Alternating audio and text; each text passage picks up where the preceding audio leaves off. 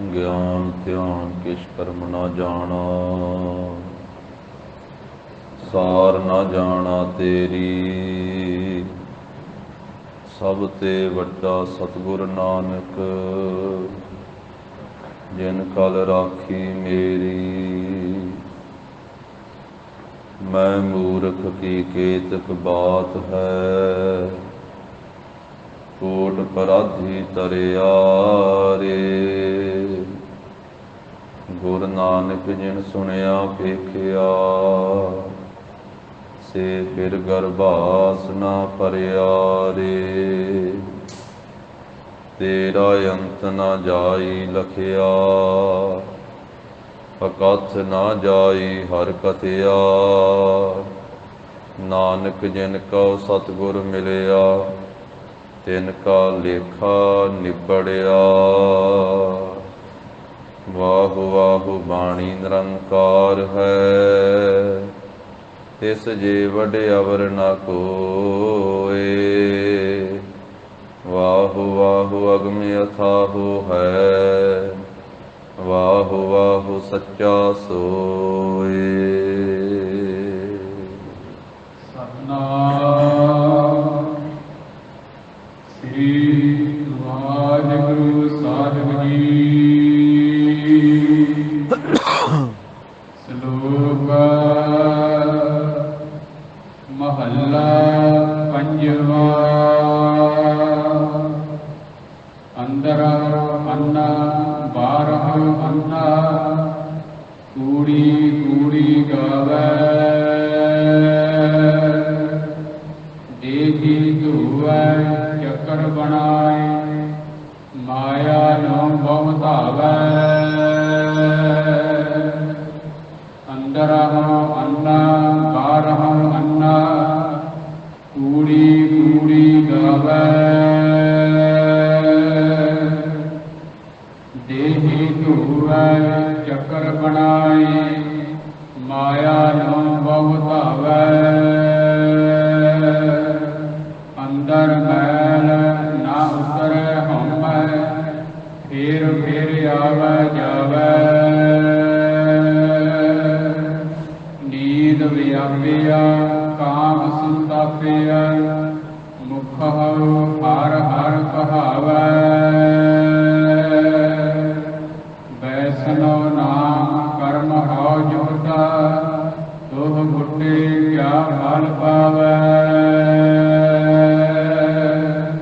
ਹੰਸਾ ਵਿੱਚ ਬੈਠਾ ਪੱਗ ਨਾ ਬਣੇ, ਨਿਤ ਬੈਠਾ ਮੱਛੀ ਨੋ ਤਾਰ ਲਾਵੈ। ਜਾਂ ਹੰਸ ਸਭਾ ਵਿਚਾਰ ਕਰ ਦੇਖਣ, ਤਾਂ ਬੰਗਾ ਨਾਲ ਜੋੜ ਕਦੇ ਨਾ ਆਵੈ। ਹੰਸਾ ਹੀਰਾ ਮੋਤੀ ਚੁਗਣਾ, ਬਾਗ ਡੱਡਾ ਭਾਲਣ ਜਾਵੈ। ਉਡਰਿਆ ਵਿਚਾਰਾ ਬਬਲਾ, ਮਤ ਹੋਵੈ ਮੱਝ ਲਖਾਵੈ। ਜਿਤ ਕੋ ਲਾਇਆ ਤਿਤ ਹੀ ਲਾਗਾ, ਇਸ ਦੋਸ ਟਿਕੈ ਜਾਂ ਹਰਿ ਜੀਵੈ ਭਾਵੈ। ਸਤਿਗੁਰ ਸਰਵਰ ਰਤਨੀ ਭਰ ਪੂਰੇ, ਜਿਸ ਪ੍ਰਾਪਤ ਸੋ ਪਾਵੈ। ਸਿੱਖ ਹੰਸ ਸਰਵਰ ਇਕੱਠੇ ਹੋਏ, ਸਤਿਗੁਰ ਕੈ ਹੁਕਮਾਵੈ। ਰਤਨ ਪਦਾਰਥ ਮਾਨਕ ਸਰਵਰ ਭਰ ਪੂਰੇ, ਖਾਏ ਖਰਚ ਰਹੇ ਤੋੜ ਨਾ ਆਵੈ। ਸਰਵਰ ਹੰਸ ਦੂਰ ਨਾ ਹੋਏ, ਕਰਤੇ ਏਵੈ ਭਾਵੈ। ਜਨ ਨਾਨਕ ਜਿਸ ਤੇ ਮਸਤਕ ਭਾਗ ਤੁਰ ਲਿਖਿਆ, ਸੋ ਸਿੱਖ ਗੁਰੂ ਬਹਿ ਆਵੈ।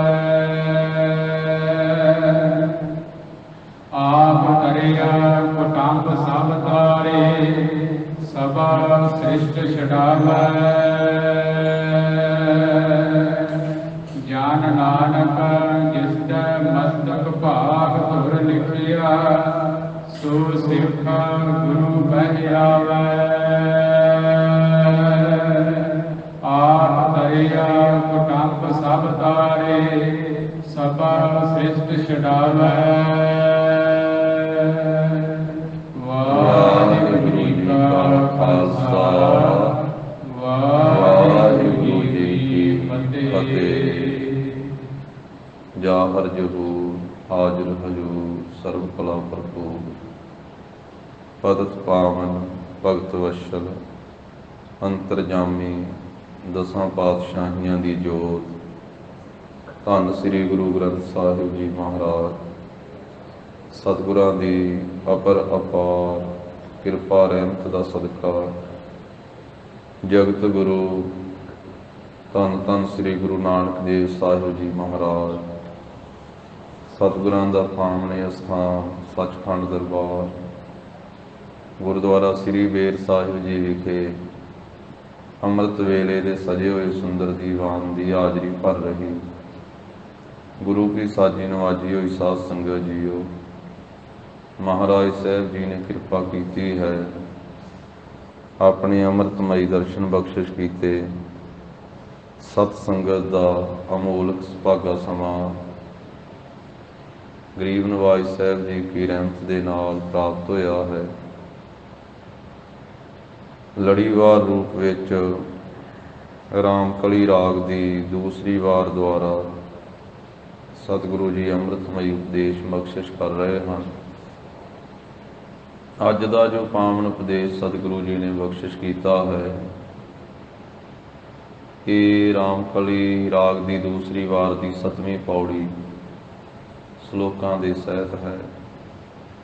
960 ਅੰਗ ਤੋਂ ਪਹਿਲਾ ਸ਼ਲੋਕ ਆਰੰਭ ਹੁੰਦਾ ਹੈ ਔਰ 961 ਅੰਗ ਤੇ ਇਹ 7ਵੀਂ ਪੌੜੀ ਦੀ ਸਮਾਪਤੀ ਹੁੰਦੀ ਹੈ।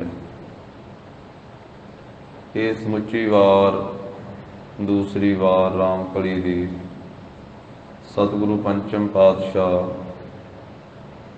ਬਾਣੀ ਕੇ ਬੋਹਿਤ ਗਹਿਰ ਗੰਭੀਰ ਸਤਿਗੁਰੂ ਸੱਚਖੰਡ ਸ੍ਰੀ ਹਰਿਮੰਦਰ ਸਾਹਿਬ ਦੇ ਸਿਰਜਣਹਾਰ ਧੰਨ ਸ੍ਰੀ ਗੁਰੂ ਅਰਜਨ ਦੇਵ ਸਾਹਿਬ ਮਹਾਰਾਜ ਜੀ ਦੀ ਉਚਾਰਨ ਕੀਤੀ ਹੋਈ ਹੈ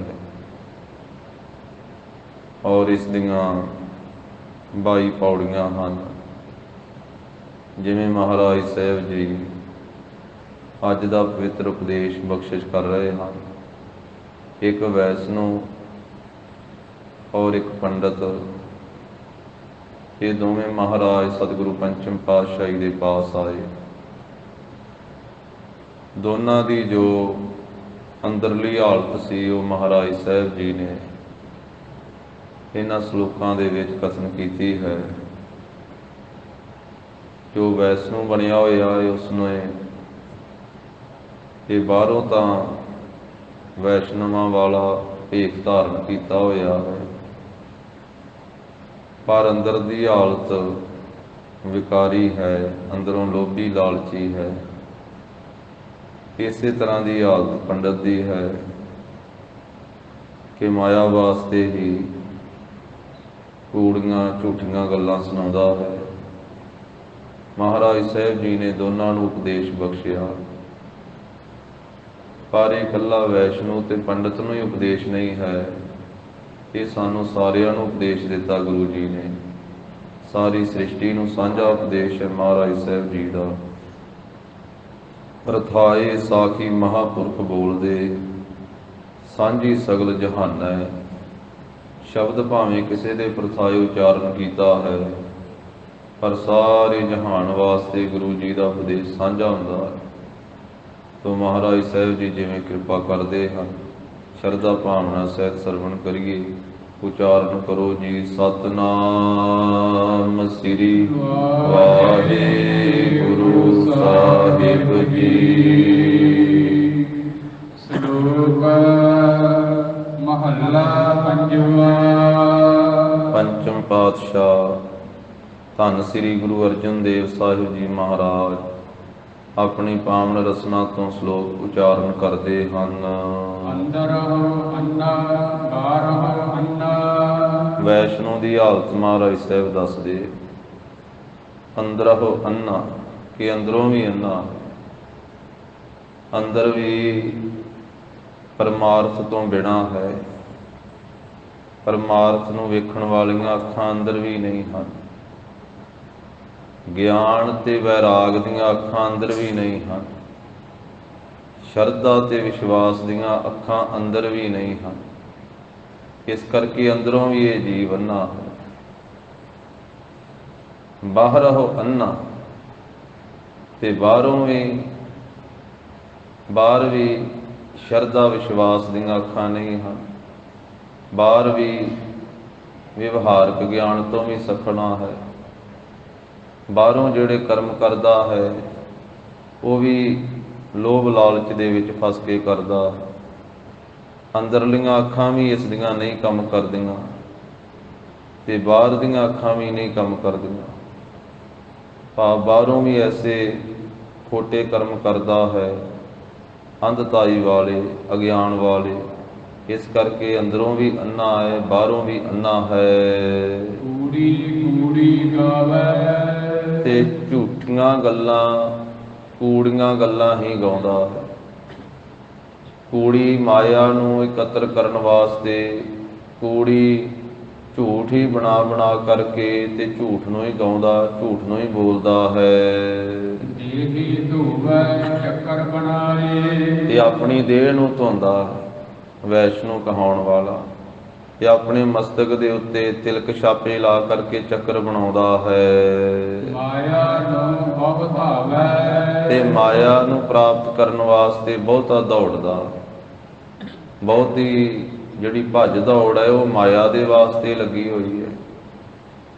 ਦੇਹ ਨੂੰ ਬੜਾ ਧੋਂਦਾ ਹੈ, ਮੱਥੇ ਦੇ ਉੱਤੇ ਤਿਲਕ ਛਾਪੇ ਲਾ ਕੇ ਚੱਕਰ ਜੇ ਬਣਾਉਂਦਾ, ਪਰ ਮਾਇਆ ਵਾਸਤੇ ਹੀ ਦੌੜਦਾ ਰਹਿੰਦਾ। ਜਿਵੇਂ ਧੰਨ ਸ੍ਰੀ ਗੁਰੂ ਅਰਜਨ ਦੇਵ ਸਾਹਿਬ ਮਹਾਰਾਜ ਵੈਸ਼ਨੋ ਨੂੰ ਇਹ ਉਪਦੇਸ਼ ਦੇ ਰਹੇ ਆ ਇਸ ਸ਼ਲੋਕ ਦੇ ਰਾਹੀਂ, ਇਸੇ ਤਰ੍ਹਾਂ ਜਗਤ ਗੁਰੂ ਸ੍ਰੀ ਗੁਰੂ ਨਾਨਕ ਦੇਵ ਸਾਹਿਬ ਜੀ ਮਹਾਰਾਜ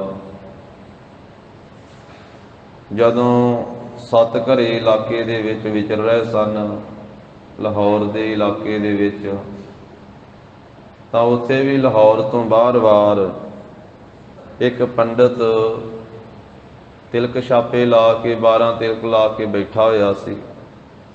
ਸਾਲਗ੍ਰਾਮ ਦਾ ਉਹਨੇ ਇਸ਼ਨਾਨ ਕਰਾਇਆ ਤੇ ਫਿਰ ਉਸ ਦੀ ਪੂਜਾ ਕੀਤੀ। ਫਿਰ ਅੱਖਾਂ ਮੀਟ ਕੇ ਬੈਠ ਗਿਆ। ਫਿਰ ਕਹਿਣ ਲੱਗਾ ਕਿ ਹੁਣ ਮੇਰੀ ਸੁਰਤੀ ਜਿਹੜੀ ਹੈ ਬ੍ਰਹਮ ਲੋਕ ਵਿੱਚ ਚਲੀ ਗਈ ਹੈ, ਹੁਣ ਮੇਰੀ ਸੁਰਤੀ ਸ਼ਿਵ ਲੋਕ ਵਿੱਚ ਚਲੀ ਗਈ ਹੈ, ਹੁਣ ਮੇਰੀ ਸੁਰਤੀ ਜਿਹੜੀ ਉਹ ਕੈਲਾਸ਼ ਪਰਬਤ ਤੇ ਚਲੀ ਗਈ ਹੈ। ਤੇ ਵੱਖ-ਵੱਖ ਦੇਵਤਿਆਂ ਦੇ ਬਾਰੇ ਦੱਸੇ। ਲੋਕ ਉਸ ਨੂੰ ਨਮਸਕਾਰਾਂ ਕਰਨ। ਜਗਤ ਗੁਰੂ ਜੀ, ਭਾਈ ਵਾਲਾ ਜੀ, ਭਾਈ ਮਰਦਾਨਾ ਜੀ ਦੇ ਸਮੇਤ ਜਦੋਂ ਉੱਥੇ ਗਏ ਉਸ ਦੇ ਪਾਸ, ਥੋੜ੍ਹੀ ਦੂਰ ਬੈਠ ਕੇ ਉਹਦੀ ਹਾਲਤ ਵੇਖਦੇ ਰਹੇ। ਲੋਕ ਉਸ ਨੂੰ ਮੱਥੇ ਟੇਕਦੇ ਸਨ। ਇੱਕ ਗੋਲਕ ਜੀ ਅੱਗੇ ਰੱਖੀ ਹੋਈ ਸੀ, ਉਹਦੇ ਵਿੱਚ ਲੋਕ ਪੈਸੇ ਪਾਉਂਦੇ ਸਨ ਆਪਣੀ ਸ਼ਰਧਾ ਦੇ ਮੁਤਾਬਕ। ਤੇ ਉਹ ਪੰਡਤ ਅੱਖਾਂ ਮੀਟ ਕੇ ਇਸ ਤਰ੍ਹਾਂ ਕਹਿੰਦਾ ਸੀ, ਕਦੀ ਉਹ ਬ੍ਰਹਮ ਲੋਕ ਦੀਆਂ ਗੱਲਾਂ ਸੁਣਾਵੇ, ਕਦੀ ਸ਼ਿਵ ਲੋਕ ਦੀਆਂ ਗੱਲਾਂ ਸੁਣਾਵੇ, ਕਦੀ ਬਿਸ਼ਨਪੁਰੀ ਦੀਆਂ ਗੱਲਾਂ ਸੁਣਾਵੇ, ਅੱਖਾਂ ਮੀਟ ਕੇ ਵੀ ਮੇਰੀ ਸੁਰਤੀ ਇੱਥੇ ਚਲੀ ਗਈ ਹੈ, ਮੇਰੀ ਸੁਰਤੀ ਉੱਥੇ ਚਲੀ ਗਈ ਹੈ। ਜਦੋਂ ਕੁਝ ਲੋਕਾਂ ਦਾ ਆਉਣਾ ਜਾਣਾ ਘਟਿਆ, ਜਿਹੜੇ ਪਹਿਲੇ ਸੀ ਉਹ ਮੱਥਾ ਟੇਕ ਕੇ ਪਿਛਾਂਹ ਚਲੇ ਗਏ, ਹੋਰ ਹਾਲੇ ਨਹੀਂ ਸੀ ਨੇੜੇ ਆਏ। ਜਗਤ ਗੁਰੂ ਧੰਨ ਸ੍ਰੀ ਗੁਰੂ ਨਾਨਕ ਦੇਵ ਸਾਹਿਬ ਮਹਾਰਾਜ ਨੇ ਆਖਿਆ, ਭਾਈ ਮਰਦਾਨਿਆ, ਉਹ ਜਿਹੜਾ ਅੱਗੇ ਭਾਂਡਾ ਜਿਹਾ ਪਿਆ ਨਾ, ਗੋਲਕ ਜੀ ਪਈ ਹੈ ਜਿਹਦੇ ਵਿੱਚ ਲੋਕ ਪੈਸੇ ਪਾਉਂਦੇ ਆ, ਉਹਨੂੰ ਚੁੱਕ ਕੇ ਤੇ ਪਿੱਛੇ ਝਾੜੀਆਂ ਦੇ ਵਿੱਚ ਰੱਖ ਕੇ ਆ। ਭਾਈ ਮਰਦਾਨਾ ਜੀ ਨੇ ਚੁੱਕ ਕੇ ਤੇ ਪਿੱਛੇ ਝਾੜੀਆਂ ਦੇ ਵਿੱਚ ਰੱਖ ਅੰਦਰ। ਤੇ ਜਿਸ ਵੇਲੇ ਥੋੜਾ ਜਿਹਾ ਸਮਾਂ ਹੋਇਆ, ਉਹਨੇ ਅੱਖਾਂ ਖੋਲੀਆਂ ਤੇ ਉਹ ਅਗਲੇ ਪਾਸੇ ਉਹ ਗੋਲਕ ਨਹੀਂ, ਉਹਦੇ ਪੈਸਿਆਂ ਵਾਲੀ। ਫਿਰ ਇੱਧਰ ਉੱਧਰ ਲੱਭਣ ਲੱਗ ਪਿਆ। ਜਿਹੜੇ ਹੋਰ ਲੋਕ ਆਏ, ਉਹਦੇ ਸ਼ਰਧਾਲੂ ਰੋਜ਼ ਦੇ ਆਉਣ ਵਾਲੇ ਸੀ, ਉਹਨਾਂ ਨੂੰ ਪੁੱਛਣ ਲੱਗਾ, ਤੁਸੀਂ ਦੇ ਨਹੀਂ ਵੇਖਿਆ ਮੇਰਾ ਥੈਲਾ, ਮੇਰੀ ਗੋਲਕ ਪੈਸਿਆਂ ਵਾਲੀ? ਉਹ ਕਹਿਣ ਲੱਗੇ, ਸਾਨੂੰ ਤਾਂ ਨਹੀਂ ਪਤਾ। ਸਾਰਿਆਂ ਤੋਂ ਪੁੱਛਦਾ, ਫਿਰ ਮਹਾਰਾਜ ਤੋਂ ਵੀ ਪੁੱਛਿਆ। ਤੇ ਗੁਰੂ ਸਾਹਿਬ ਜੀ ਕਹਿੰਦੇ ਕਿ ਪੰਡਤ ਜੀ, ਹੁਣੇ ਹੀ ਤੁਸੀਂ ਅੱਖਾਂ ਮੀਟ ਕੇ ਤੇ ਤ੍ਰਿਲੋਕੀ ਦੀਆਂ ਖਬਰਾਂ ਦੱਸਦੇ ਪਏ ਸੀ ਵੀ ਬ੍ਰਹਮ ਲੋਕ ਵਿੱਚ ਇਸ ਤਰ੍ਹਾਂ ਹੁੰਦਾ ਹੈ, ਸ਼ਿਵ ਲੋਕ ਵਿੱਚ ਇਸ ਤਰ੍ਹਾਂ ਹੁੰਦਾ ਹੈ, ਵਿਸ਼ਨੂਪੁਰੀ ਵਿੱਚ ਆਹ ਕੁਝ ਵਰਤ ਰਿਹਾ ਹੈ, ਤੇ ਹੁਣ ਤੁਹਾਨੂੰ ਤੇ ਤਿੰਨਾਂ ਲੋਕਾਂ ਦੀ ਸੋਝੀ ਹੈ। ਤੁਸੀਂ ਤੇ ਵੱਖ-ਵੱਖ ਪੁਰੀਆਂ ਦੀਆਂ ਖਬਰਾਂ ਵੀ ਦੱਸਦੇ ਪਏ ਸੀ, ਤੇ ਹੁਣ ਅੱਖਾਂ ਮੀਟ ਕੇ ਆਪਣੀ ਸੁਰਤ ਜੋੜ ਕੇ ਵੇਖੋ ਵੀ ਤੁਹਾਡਾ ਉਹ ਪੈਸਿਆਂ ਵਾਲਾ ਥੈਲਾ ਗੋਲਕ ਕਿੱਥੇ ਚਲੇ ਗਈ ਹੈ। ਵੇਖੋ ਤਾਂ ਅੱਖਾਂ ਮੀਟ ਕੇ। ਫਿਰ ਗਰੀਬ ਨਵਾਜ ਸਾਹਿਬ ਜੀ ਨੂੰ ਉਹਨੇ ਸੱਚਾਈ ਦੱਸੀ। ਕਹਿਣ ਲੱਗਾ ਵੀ ਮਹਾਰਾਜ, ਸੁਰਤੀ ਤੇ ਮੇਰੀ ਕਿਸੇ ਪਾਸੇ ਨਹੀਂ ਜਾਂਦੀ ਤੇ ਮੈਨੂੰ ਕਿਸੇ ਪੁਰੀ ਦੀ ਸੋਝੀ ਨਹੀਂ ਹੈ। ਸਿਰਫ ਆਪਣੇ ਪੇਟ ਪਾਲਣ ਵਾਸਤੇ ਮੈਂ ਸਾਰਾ ਕੁਝ ਰਚਿਆ ਹੋਇਆ। ਵੀ ਲੋਕ ਪਖੰਡ ਨੂੰ ਪੂਜਦੇ ਆ, ਪਖੰਡ ਨੂੰ ਮੰਨਦੇ ਆ, ਇਸ ਕਰਕੇ ਮੈਂ ਪਖੰਡ ਰਚਿਆ ਹੋਇਆ। ਇਹਦੇ ਨਾਲ ਮੇਰੀ ਪੇਟ ਪੂਰਤੀ ਹੋ ਜਾਂਦੀ ਹੈ। ਕੁਝ ਮਾਇਆ ਲੋਕ ਮੱਥਾ ਟੇਕ ਜਾਂਦੇ ਆ, ਪਰ ਸੁਰਤੀ ਸਰਤੀ ਨੇ ਮਹਾਰਾਜ ਕਿੱਧਰ ਜਾਣਾ, ਮੇਰੀ ਸੁਰਤੀ ਨਹੀਂ ਕਿਤੇ ਵੀ ਜਾਂਦੀ। ਉੱਥੇ ਫਿਰ ਸ਼ਬਦ ਉਚਾਰਨ ਕੀਤਾ ਸੀ ਮਹਾਰਾਜ ਨੇ ਧਨਾਸਰੀ ਰਾਗ ਦਾ। ਭਾਈ ਮਰਜਾਨਾ ਜੀ ਨੇ ਰਬਾਬ ਵਜਾਈ, ਗੁਰੂ ਜੀ ਨੇ ਸ਼ਬਦ ਕੀਰਤਨ ਕੀਤਾ, ਉਸ ਦਾ ਪਖੰਡ ਦੂਰ ਕੀਤਾ, ਉਸ ਨੂੰ ਸਿੱਧੇ ਪੱਧਰੇ ਰਾਹ ਪਾਇਆ। ਧਨਾਸਰੀ ਮਹੱਲਾ ਪਹਿਲਾ, ਘਰ ਤੀਜਾ, ਇੱਕ ਓੰਕਾਰ ਸਤਿਗੁਰ ਪ੍ਰਸਾਦ। ਕਾਲ ਨਾਹੀ ਜੋਗ ਨਾਹੀ, ਨਾਹੀ ਸਤ ਕਾ ਢਾਬ, ਥਾ ਨਸ਼ਟ ਜਗ ਭ੍ਰਿਸ਼ਟ ਹੋਏ, ਡੂਬਤਾਏ ਵਜਗ, ਕਲ ਮਹਿ ਰਾਮ ਨਾਮ ਸਾਰ, ਅੱਖੀ ਤਾਂ ਮੀਟਹਿ ਨਾਕ ਪਕੜਹਿ, ਠੱਗਣ ਕਉ ਸੰਸਾਰ। ਮਹਾਰਾਜ ਕਹਿੰਦੇ ਅੱਖਾਂ ਵੀ ਮੀਟਦੇ ਆ, ਨੱਕ ਵੀ ਫੜਦੇ ਆ, ਤੇ ਸੁਰਤੀ ਵੀ ਦੱਸਦੇ ਆ ਵੀ ਸਵਾਸ ਚੜਾਏ ਆ, ਸੁਰਤੀ ਜੁੜੀ ਹੋਈ ਆ, ਪਰ ਠੱਗਣ ਕਉ ਸੰਸਾਰ, ਸੰਸਾਰ ਨੂੰ ਠੱਗਣ ਵਾਸਤੇ, ਪਰਮਾਰਥ ਦੀ ਪ੍ਰਾਪਤੀ ਵਾਸਤੇ ਨਹੀਂ, ਨਿਰੰਕਾਰ ਨਾਲ ਜੁੜਨ ਵਾਸਤੇ ਨਹੀਂ। ਕਾਲ ਨਾਹੀ ਜੋਗ ਨਾਹੀ, ਨਾਹੀ ਸਤ ਕਾ ਢਾਬ, ਥਾ ਨਸ਼ਟ ਜਗ ਭ੍ਰਿਸ਼ਟ ਹੋਏ, ਡੂਬਤਾਏ ਵਜਗ, ਕਲ ਮਹਿ ਰਾਮ ਨਾਮ ਸਾਰ। ਕਲਯੁਗ ਵਿੱਚ ਤਾਂ ਪ੍ਰਭੂ ਦਾ ਨਾਮ ਜਪਣਾ ਹੀ ਸ੍ਰੇਸ਼ਟ ਹੈ ਭਾਈ। ਕਲ ਮਹਿ ਰਾਮ ਨਾਮ ਸਾਰ, ਅੱਖੀ ਤਾਂ ਮੀਟਹਿ ਨਾਕ ਪਕੜਹਿ, ਠੱਗਣ ਕਉ ਸੰਸਾਰ, ਆਂਟ ਸੇਤੀ ਨਾਕ ਪਕੜਹਿ, ਸੂਝ ਤੇ ਤਿੰਨ ਲੋ। ਆਂਟ ਕਹਿੰਦੇ ਆ ਅੰਗੂਠੇ ਤੇ ਛੋਟੀ ਉਂਗਲੀ ਦੇ ਨਾਲ ਨੱਕ ਨੂੰ ਫੜਨਾ, ਜਿਹਨੂੰ ਚੀਚੀ ਕਹਿੰਦੇ ਆਪਾਂ, ਛੋਟੀ ਉਂਗਲੀ, ਇਹਦੇ ਨਾਲ ਆਪਣੀਆਂ ਨਾਸਕਾਂ ਨੂੰ ਫੜ ਕਰਕੇ ਇਹਨੂੰ ਆਂਟ ਕਹਿੰਦੇ। ਆਂਟ ਸੇਤੀ ਨਾਕ ਪਕੜਹਿ, ਸੂਝ ਤੇ ਤਿੰਨ ਲੋ, ਤੇ ਕਹਿੰਦੇ ਆ ਵੀ ਤਿੰਨਾਂ ਲੋਕਾਂ ਦੀ ਸੋਝੀ ਹੋ ਗਈ ਇਸ ਤਰ੍ਹਾਂ ਨੱਕ ਫੜਨ ਦੇ ਨਾਲ, ਇਸ ਤਰ੍ਹਾਂ ਸਵਾਸਾਂ ਨੂੰ ਰੋਕਣ ਦੇ ਨਾਲ, ਇਸ ਤਰ੍ਹਾਂ ਸੁਰਤ ਚੜਾਉਣ ਦੇ ਨਾਲ। ਆਂਟ ਸੇਤੀ ਨਾਕ ਪਕੜੇ, ਸੂਝ ਤੇ ਤਿੰਨ ਲੋ, ਮਗਰ ਪਾਸ਼ੇ ਕਛ ਨਾ ਸੂਝੈ, ਇਹੋ ਪਦਮ ਅਲੋ। ਤੇ ਆਪਣੇ ਮਗਰ ਪਿੱਛੇ ਕੁਝ ਨਹੀਂ ਪਤਾ ਵੀ ਉਹ ਜਿਹੜਾ ਪੈਸਿਆਂ ਵਾਲਾ ਥੈਲਾ ਸੀ ਉਹ ਪਿੱਠ ਪਿੱਛੇ ਝਾੜੀਆਂ ਤੇ ਰੱਖਿਆ ਸੀ, ਉਹਦੇ ਬਾਰੇ ਜਾਣਕਾਰੀ ਕੋਈ ਨਹੀਂ। ਤੇ ਉਂਝ ਕਹਿੰਦੇ ਵੀ ਤਿੰਨਾਂ ਲੋਕਾਂ ਦੀ ਸੋਝੀ ਹੈ ਸਾਨੂੰ। ਮਗਰ ਪਾਸ਼ੇ ਕਛ ਨਾ ਸੂਝੈ, ਇਹੋ ਪਦਮ ਅਲੋ, ਖੱਤਰੀਆਂ ਤਾਂ ਧਰਮ ਛੋਡਿਆ, ਮਲੇਸ਼ ਭਾਖਿਆ ਗਹੀ, ਸ੍ਰਿਸ਼ਟ ਸਭ ਇੱਕ ਵਰਨ ਹੋਈ, ਧਰਮ ਕੀ ਗਤ ਰਹੀ, ਅਸ਼ਟ ਸਾਜ ਸਾਜ ਪੁਰਾਣ ਸੋਧਹਿ ਕਰਹਿ ਵੇਦ ਅਭਿਆਸ, ਬਿਨ ਨਾਮ ਹਰ ਕੇ ਮੁਕਤ ਨਾਹੀ, ਕਹੈ ਨਾਨਕ ਦਾਸ। ਮਹਾਰਾਜ ਕਹਿੰਦੇ ਵੀ ਇਹ ਪਖੰਡ ਦੇ ਕਰਮ ਕਰਨ ਦੇ ਨਾਲ ਮੁਕਤੀ ਨਹੀਂ ਮਿਲ ਸਕਦੀ, ਪ੍ਰਭੂ ਨਾਮ ਤੋਂ ਬਿਨਾਂ ਮੁਕਤੀ ਨਹੀਂ ਪ੍ਰਾਪਤ ਹੋ ਸਕਦੀ। ਫਿਰ ਉਹ ਪੰਡਿਤ ਗੁਰੂ ਸਾਹਿਬ ਜੀ ਦੇ ਚਰਨੀ ਪਿਆ ਤੇ ਮਹਾਰਾਜ ਨੇ ਭਾਈ ਮਰਦਾਨਾ ਜੀ ਨੂੰ ਕਹਿ ਕੇ ਉਹਦੀ ਗੋਲਕ ਵੀ ਕਢਾ ਕੇ ਉਸ ਨੂੰ ਦਿੱਤੀ, ਤੇ ਨਾਲੇ ਸਤਿਗੁਰੂ ਜੀ ਨੇ ਆਖਿਆ ਵੀ ਅੱਜ ਤੋਂ ਬਾਅਦ ਇਹ ਪਖੰਡ ਨਹੀਂ ਕਰਨਾ, ਲੋਕਾਂ ਨੂੰ ਗੁੰਮਰਾਹ ਨਹੀਂ ਕਰਨਾ, ਪ੍ਰਭੂ ਦੀ ਸੱਚੀ ਭਗਤੀ ਕਰ, ਭਾਵਨਾ ਨਾਲ ਨਾਮ ਜਪੋ, ਕਰਤਾ ਪੁਰਖ ਸਾਰੀ ਸ੍ਰਿਸ਼ਟੀ ਦੀ ਪਾਲਣਾ ਕਰਦਾ, ਤੇਰੀ ਵੀ ਪਾਲਣਾ ਕਰੇਗਾ। ਤੂੰ ਰੋਜੀ ਰੋਟੀ ਵਾਸਤੇ ਪਖੰਡ ਕਰਦਾ, ਨਾਲੇ ਜਿੱਥੇ ਤੂੰ ਬੈਠਾ ਹੈ, ਜੇ ਤੈਨੂੰ ਇੰਨੀ ਸੋਝੀ ਹੋਵੇ, ਇੱਥੇ ਤਾਂ ਥੱਲੇ ਬਹੁਤ ਧਨ ਨੱਪਿਆ ਪਿਆ ਹੈ। ਮਹਾਰਾਜ ਕਹਿੰਦੇ ਇੱਥੋਂ ਪੁੱਟ ਕੇ ਵੇਖ, ਜਿੱਥੇ ਬੈਠਾ ਹੋਇਆ ਸੀ ਉੱਥੋਂ ਥਾਂ ਪਟਾਇਆ ਤੇ ਥੱਲਿਓਂ ਮਾਇਆ ਕਢਾ ਕੇ ਉਸ ਨੂੰ ਦੇ ਦਿੱਤੀ। ਕਹਿਣ ਲੱਗੇ, ਲੈ ਅੱਜ ਤੋਂ ਬਾਅਦ ਪਖੰਡ ਨਾ ਕਰਨਾ, ਅੱਜ ਤੋਂ ਬਾਅਦ ਆਪ ਵੀ ਵਾਹਿਗੁਰੂ ਦਾ ਨਾਮ ਜਪ ਤੇ ਹੋਰਨਾਂ ਨੂੰ ਵੀ ਜਪਾ, ਭਾਵਨਾ ਨਾਲ ਭਗਤੀ ਕਰ। ਤੋ ਸਤਿਗੁਰੂ ਗਰੀਬ ਨਿਵਾਜ ਸਾਹਿਬ ਜੀ ਕਹਿੰਦੇ, ਇੱਥੇ ਉਚਾਰਦੇ ਆ ਪੰਜਵੇਂ ਪਾਤਸ਼ਾਹ ਵੀ ਐਸਾ ਇਹ ਵੈਸ਼ਨੋ ਜੋ ਅੰਦਰੋਂ ਵੀ ਅੰਨਾ ਹੈ ਤੇ ਬਾਹਰੋਂ ਵੀ ਅੰਨਾ ਹੈ, ਕੂੜੀ ਕੂੜੀ ਗਾਵੇ, ਝੂਠੀਆਂ ਹੀ ਕੂੜੀ ਮਾਇਆ ਵਾਸਤੇ ਗੱਲਾਂ ਇਹ ਬਣਾ ਬਣਾ ਕੇ ਗਾਉਂਦਾ ਹੈ, ਬੋਲਦਾ ਹੈ, ਦੇਹੀ ਨੂੰ ਧੋਂਦਾ ਹੈ, ਮੱਥੇ ਉੱਤੇ ਚੱਕਰ ਬਣਾਉਂਦਾ ਹੈ ਤੇ ਮਾਇਆ ਵਾਸਤੇ ਬਹੁਤਾ ਦੌੜਦਾ ਫਿਰਦਾ ਹੈ।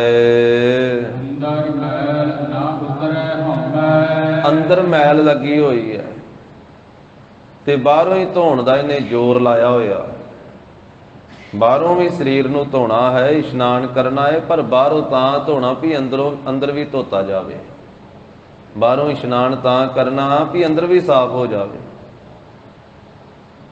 ਬਾਹਰ ਦੀ ਮੈਲ ਪਾਣੀ ਨਾਲ ਲੱਥੇਗੀ, ਅੰਦਰ ਦੀ ਮੈਲ ਗੁਰੂ ਕੀ ਬਾਣੀ ਨਾਲ ਲੱਥੇਗੀ, ਅੰਦਰ ਦੀ ਮੈਲ ਨਾਮ ਨਾਲ ਲੱਥੇਗੀ। ਸਰੀਰ ਨੂੰ ਮੈਲ ਰੋਜ਼ ਲੱਗਦੀ ਆ ਤੇ ਸਰੀਰਕ ਇਸ਼ਨਾਨ ਕਰਕੇ ਸਰੀਰ ਦੀ ਮੈਲ ਰੋਜ਼ ਲੱਥ ਵੀ ਜਾਂਦੀ ਹੈ। ਵਸਤਰਾਂ ਨੂੰ ਮੈਲ ਰੋਜ਼ ਲੱਗਦੀ ਆ, ਕੱਪੜਿਆਂ ਨੂੰ, ਤੇ ਕੱਪੜੇ ਰੋਜ਼ ਸਾਬਣ ਨਾਲ ਧੋਤੇ ਵੀ ਜਾਂਦੇ ਆ, ਪਰ ਮਨ ਤੇ ਕਈਆਂ ਜਨਮਾਂ ਦਾ ਮੈਲਾ ਹੈ।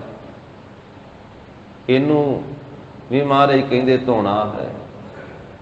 ਜਿਵੇਂ ਹੱਥ ਪੈਰ ਧੋਣੇ, ਜਿਵੇਂ ਸਰੀਰ ਧੋਣਾ ਹੈ, ਜਿਵੇਂ ਵਸਤਰ ਧੋਣੇ, ਇਸੇ ਤਰ੍ਹਾਂ ਮਨ ਬੁੱਧ ਨੂੰ ਵੀ ਤਾਂ ਧੋਣਾ ਹੈ ਨਾ। ਪਾਣੀ ਨਾਲ ਇਸ਼ਨਾਨ ਕਰਕੇ ਫਿਰ ਚੌਂਕੜਾ ਵੀ ਲਾਉਣਾ ਪੈਣਾ, ਫਿਰ ਸਤ ਸੰਗਤ ਵੀ ਕਰਨੀ ਪੈਣੀ ਹੈ, ਫਿਰ ਉੱਠਦਿਆਂ ਬੈਠਦਿਆਂ ਚਲਦਿਆਂ ਫਿਰਦਿਆਂ ਵਾਹਿਗੁਰੂ ਦਾ ਸਿਮਰਨ ਭਜਨ ਵੀ ਕਰਨਾ ਪੈਣਾ। ਫਿਰ ਇਹ ਮਨ ਜਿਹੜਾ ਹੈ ਇਹਦੀ ਮੈਲ ਲੱਥੇਗੀ। ਊਠਤ ਬੈਠਤ ਸੋਵਤ ਨਾਮ, ਕਹੋ ਨਾਨਕ ਜਨ ਕੈ ਸਦ ਕਾਮ। ਇਸ਼ਨਾਨ ਦਾ ਖੰਡਨ ਨਹੀਂ ਹੈ। ਇਸ਼ਨਾਨ ਤੋਂ ਬਾਅਦ ਮਹਾਰਾਜ ਕਹਿੰਦੇ ਨਾਮ ਜਪੇਗਾ ਤਾਂ ਇਸ਼ਨਾਨ ਕੀਤਾ ਸਫਲ ਹੈ, ਕੱਲਾ ਨਹਾਉਣਾ ਸਫਲ ਨਹੀਂ ਹੈ। ਇਸ਼ਨਾਨ ਤੋਂ ਬਾਅਦ ਨਾਮ ਵੀ ਜਪਣਾ ਹੈ ਭਾਈ। ਤੇ ਜਿੱਥੇ ਇਕੱਲੇ ਬਾਹਰ ਨੂੰ ਹੀ ਧੋਣ ਦਾ ਯਤਨ ਕੀਤਾ ਜਾਂਦਾ ਹੈ, ਮਹਾਰਾਜ ਕਹਿੰਦੇ ਨਾਮ ਨਾਲ ਨਹੀਂ ਜੁੜਦਾ, ਆਪਣੇ ਅੰਦਰ ਨੂੰ ਨਹੀਂ ਧੋਂਦਾ, ਤੇਰਾ ਬਾਹਰਲਾ ਨਹਾਉਣਾ ਵੀ ਫਿਰ ਨਿਸਫਲ ਹੈ। ਭਰੀਏ ਹੱਥ ਪੈਰ ਤਨ ਦੇਹ, ਪਾਣੀ ਧੋਤਾ ਉੱਤਰ ਸੋ ਖੇਹ। ਦੇਹ ਦੀ ਖੇਹ ਜਿਹੜੀ ਹੈ ਉਹ ਤਾਂ ਪਾਣੀ ਨਾਲ ਉਤਰ ਗਈ। ਕੱਪੜਿਆਂ ਦੀ ਮੈਲ ਮੂਤ ਪਲੀਤੀ ਕੱਪੜ ਹੋਏ, ਦੇ ਸਾਬੂਣ ਲਈਏ ਉਹ ਧੋਏ। ਉਹ ਸਾਬਣ ਨਾਲ ਲਾ ਲਿਆ, ਪਾਣੀ ਪਾਇਆ, ਕੱਪੜਿਆਂ ਦੀ ਮੈਲ ਲੱਥ ਗਈ। ਭਰੀਏ ਮਤ ਪਾਪਾਂ ਕੈ ਸੰਗ, ਉਹ ਧੋਪੈ ਨਾਵੇ ਕੈ ਰੰਗ। ਜਿਹੜੀ ਮਤ ਪਾਪਾਂ ਦੀ ਮੈਲ ਦੇ ਨਾਲ ਭਰੀ ਪਈ ਹੈ, ਇਹ ਤਾਂ ਨਾਮ ਦੇ ਰੰਗ ਨਾਲ ਹੀ, ਨਾਮ ਨਾਲ ਜਦੋਂ ਪ੍ਰੇਮ ਕੀਤਾ ਨਾਮ ਦੇ ਰੰਗ ਨਾਲ ਹੀ ਧੋਤੀ ਜਾਵੇਗੀ। ਜਨਮ ਜਨਮ ਕੀ ਇਸ ਮਨ ਕੋ ਮਲ ਲਾਗੀ, ਕਾਲਾ ਹੋਆ ਸਿਆਹੋ, ਖੰਨਲੀ ਧੋਤੀ ਉਜਲੀ ਨਾ ਹੋਵਈ, ਜੇ 100 ਧੋਵਣ ਪਾਪ। ਮਨ ਤਾਂ ਮਾਰੇ ਕਹਿੰਦੇ ਸ਼ਾਹ ਕਾਲਾ ਹੋਇਆ ਪਿਆ, ਇਹ ਨਾਮ ਬਾਣੀ ਦੇ ਨਾਲ ਧੋਤਾ ਜਾਵੇਗਾ। ਅੰਦਰ ਹਉਮੈ ਦੀ ਮੈਲ ਲੱਗੀ ਹੋਈ ਹੈ, ਬਾਹਰੋਂ ਧੋਂਦਾ ਹੈ, ਪਰ ਸਤਿਗੁਰੂ ਕਹਿੰਦੇ ਅੰਦਰ ਦੀ ਹਾਲਤ ਐਸੀ ਹੈ, ਅੰਦਰ ਮੈਲ ਨਾ ਉਤਰੈ ਹਉਮੈ। ਅੰਦਰ ਦੀ ਮੈਲ ਨਹੀਂ ਉਤਰਦੀ, ਅੰਦਰ ਹਉਮੈ ਦੀ ਮੈਲ ਲੱਗੀ ਹੋਈ ਹੈ। ਹਉਮੈ ਦੇ ਵਿੱਚ ਗਲਤਾਨ ਹੈ, ਹਉ ਮੈਂ ਕਰਦਾ। ਅੰਦਰ ਹਉਮੈ ਦੀ ਮੈਲ ਦੇ ਨਾਲ ਕਾਲਾ ਹੋਇਆ ਪਿਆ ਹੈ, ਅੰਦਰ ਦੀ ਮੈਲ ਉਤਰਦੀ ਨਹੀਂ ਹੈ। ਫਿਰ ਆਵੇ ਜਾਵੇ, ਇਸ ਕਰਕੇ ਵਾਰ-ਵਾਰ ਫਿਰ ਪੁਨः ਪੁਨः ਵਾਰੀ-ਵਾਰੀ ਆਉਂਦਾ ਜਾਂਦਾ ਹੈ। ਮਾਇਆ ਵਾਸਤੇ ਭੱਜਾ ਫਿਰਦਾ ਹੈ, ਕਦੀ ਆ ਜਾਂਦਾ ਹੈ, ਕਦੀ ਚਲੇ ਜਾਂਦਾ ਹੈ।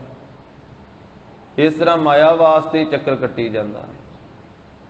ਜਿੰਨਾ ਚਿਰ ਹਉਮੈ ਦੀ ਮੈਲ ਅੰਦਰ ਲੱਗੀ ਹੋਈ ਨਹੀਂ ਉਤਰਦੀ, ਮਹਾਰਾਜ ਕਹਿੰਦੇ ਉਹਨਾਂ ਚਿਰ ਇਹਨੂੰ ਫਿਰ ਵਾਰੀ-ਵਾਰੀ ਸੰਸਾਰ ਵਿੱਚ ਜਨਮ ਲੈ ਕੇ ਆਉਣਾ ਪੈਂਦਾ ਹੈ ਤੇ ਵਾਰ-ਵਾਰ ਮਰ ਕੇ ਜਾਣਾ ਪੈਂਦਾ ਹੈ। ਫਿਰ ਆਵੇ ਜਾਵੇ, ਆਵਾਗਮਨ ਵਿੱਚ ਪੈ ਕੇ, ਜੰਮਣ ਮਰਨ ਵਿੱਚ ਪੈ ਕੇ ਦੁਬਾਰਾ ਆਉਂਦਾ ਜਾਂਦਾ ਰਹਿੰਦਾ ਹੈ। ਨੀਂਦ ਵਿਆਪਿਆ ਕਾਮ ਸੰਤਾਪਿਆ। ਜੇ ਐਸਾ ਇਹ ਜੀਵ ਸਤ ਸੰਗਤ ਵਿੱਚ ਆ ਵੀ ਜਾਵੇ ਨਾ, ਇੱਥੇ ਆ ਕੇ ਇਹਨੂੰ ਨੀਂਦ ਵਿਆਪ ਜਾਂਦੀ ਹੈ। ਸਤ ਸੰਗਤ ਵਿੱਚ ਆ ਕੇ ਇੱਥੇ ਵੀ ਸਿਰ ਸੁੱਟ ਕੇ ਬਹਿ ਜਾਂਦਾ ਹੈ। ਇੱਥੇ ਵੀ ਆਲਸ ਕਰਕੇ ਨੀਂਦ ਵਿਆਪਦੀ ਹੈ, ਇਸ ਨੂੰ ਨੀਂਦ ਵਿਆਪਦੀ ਹੈ। ਤੇ ਜਾਂ ਫਿਰ ਮਹਾਰਾਜ ਕਹਿੰਦੇ ਕਾਮ ਸੰਤਾਪਿਆ, ਕਾਮ ਸਤਾਉਂਦਾ ਇਸ ਨੂੰ। ਸੰਗਤ ਵਿੱਚ ਬੈਠ ਕਰਕੇ ਵੀ ਫਿਰ ਵੀ ਕਾਮ ਦੇ ਫੁਰਨੇ ਉੱਠਦੇ ਰਹਿੰਦੇ, ਫਿਰ ਵੀ ਪਰਾਏ ਤਨ ਨੂੰ ਝਾਕਦਾ ਰਹਿੰਦਾ, ਪਰਾਏ ਰੂਪ ਨੂੰ ਵੇਖਦਾ ਰਹਿੰਦਾ ਹੈ ਸੰਗਤ ਵਿੱਚ ਬੈਠ ਕਰਕੇ। ਨੀਂਦ ਵਿਆਪਿਆ, ਮੋਹ ਦੀ ਨੀਂਦ ਦੇ ਵਿੱਚ ਵਿਆਪਿਆ ਹੋਇਆ ਹੈ।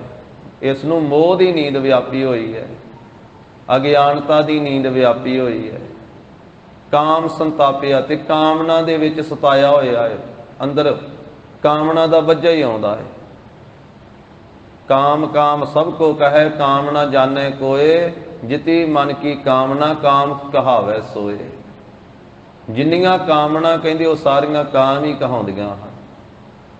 ਅੰਦਰ ਕਿੰਨੀਆਂ ਕਾਮਨਾ ਹਨ, ਕਾਮਨਾ ਨਾਲ ਅੰਦਰ ਭਰਿਆ ਹੀ ਪਿਆ, ਇੱਛਾਵਾਂ ਨਾਲ ਅੰਦਰ ਭਰਿਆ ਪਿਆ, ਤੇ ਉਹ ਕਾਮਨਾ ਦਾ ਸਤਾਇਆ ਹੋਇਆ ਹੈ। ਮੋਹ ਰੂਪੀ ਨੀਂਦ ਵਿਆਪੀ ਹੋਈ ਇਸ ਨੂੰ, ਤੇ ਕਾਮ ਦਾ ਤੇ ਕਾਮਨਾ ਦਾ ਸੰਤਾਪਿਆ ਸਤਾਇਆ ਹੋਇਆ ਹੈ। ਹਰ ਹਰ ਕਹਾਵੈ, ਪਰ ਮੁਖ ਤੋਂ ਹਰ ਹਰ ਕਹਿੰਦਾ ਵੀ ਹੈ ਤੇ ਹਰ ਹਰ ਕਹਾਉਂਦਾ ਵੀ ਹੈ। ਮੁਖ ਤੋਂ ਹਰ ਹਰ ਕਹਿੰਦਾ ਹੈ, ਅੰਦਰੋਂ ਨਹੀਂ ਹਰ ਹਰ ਕਹਿੰਦਾ।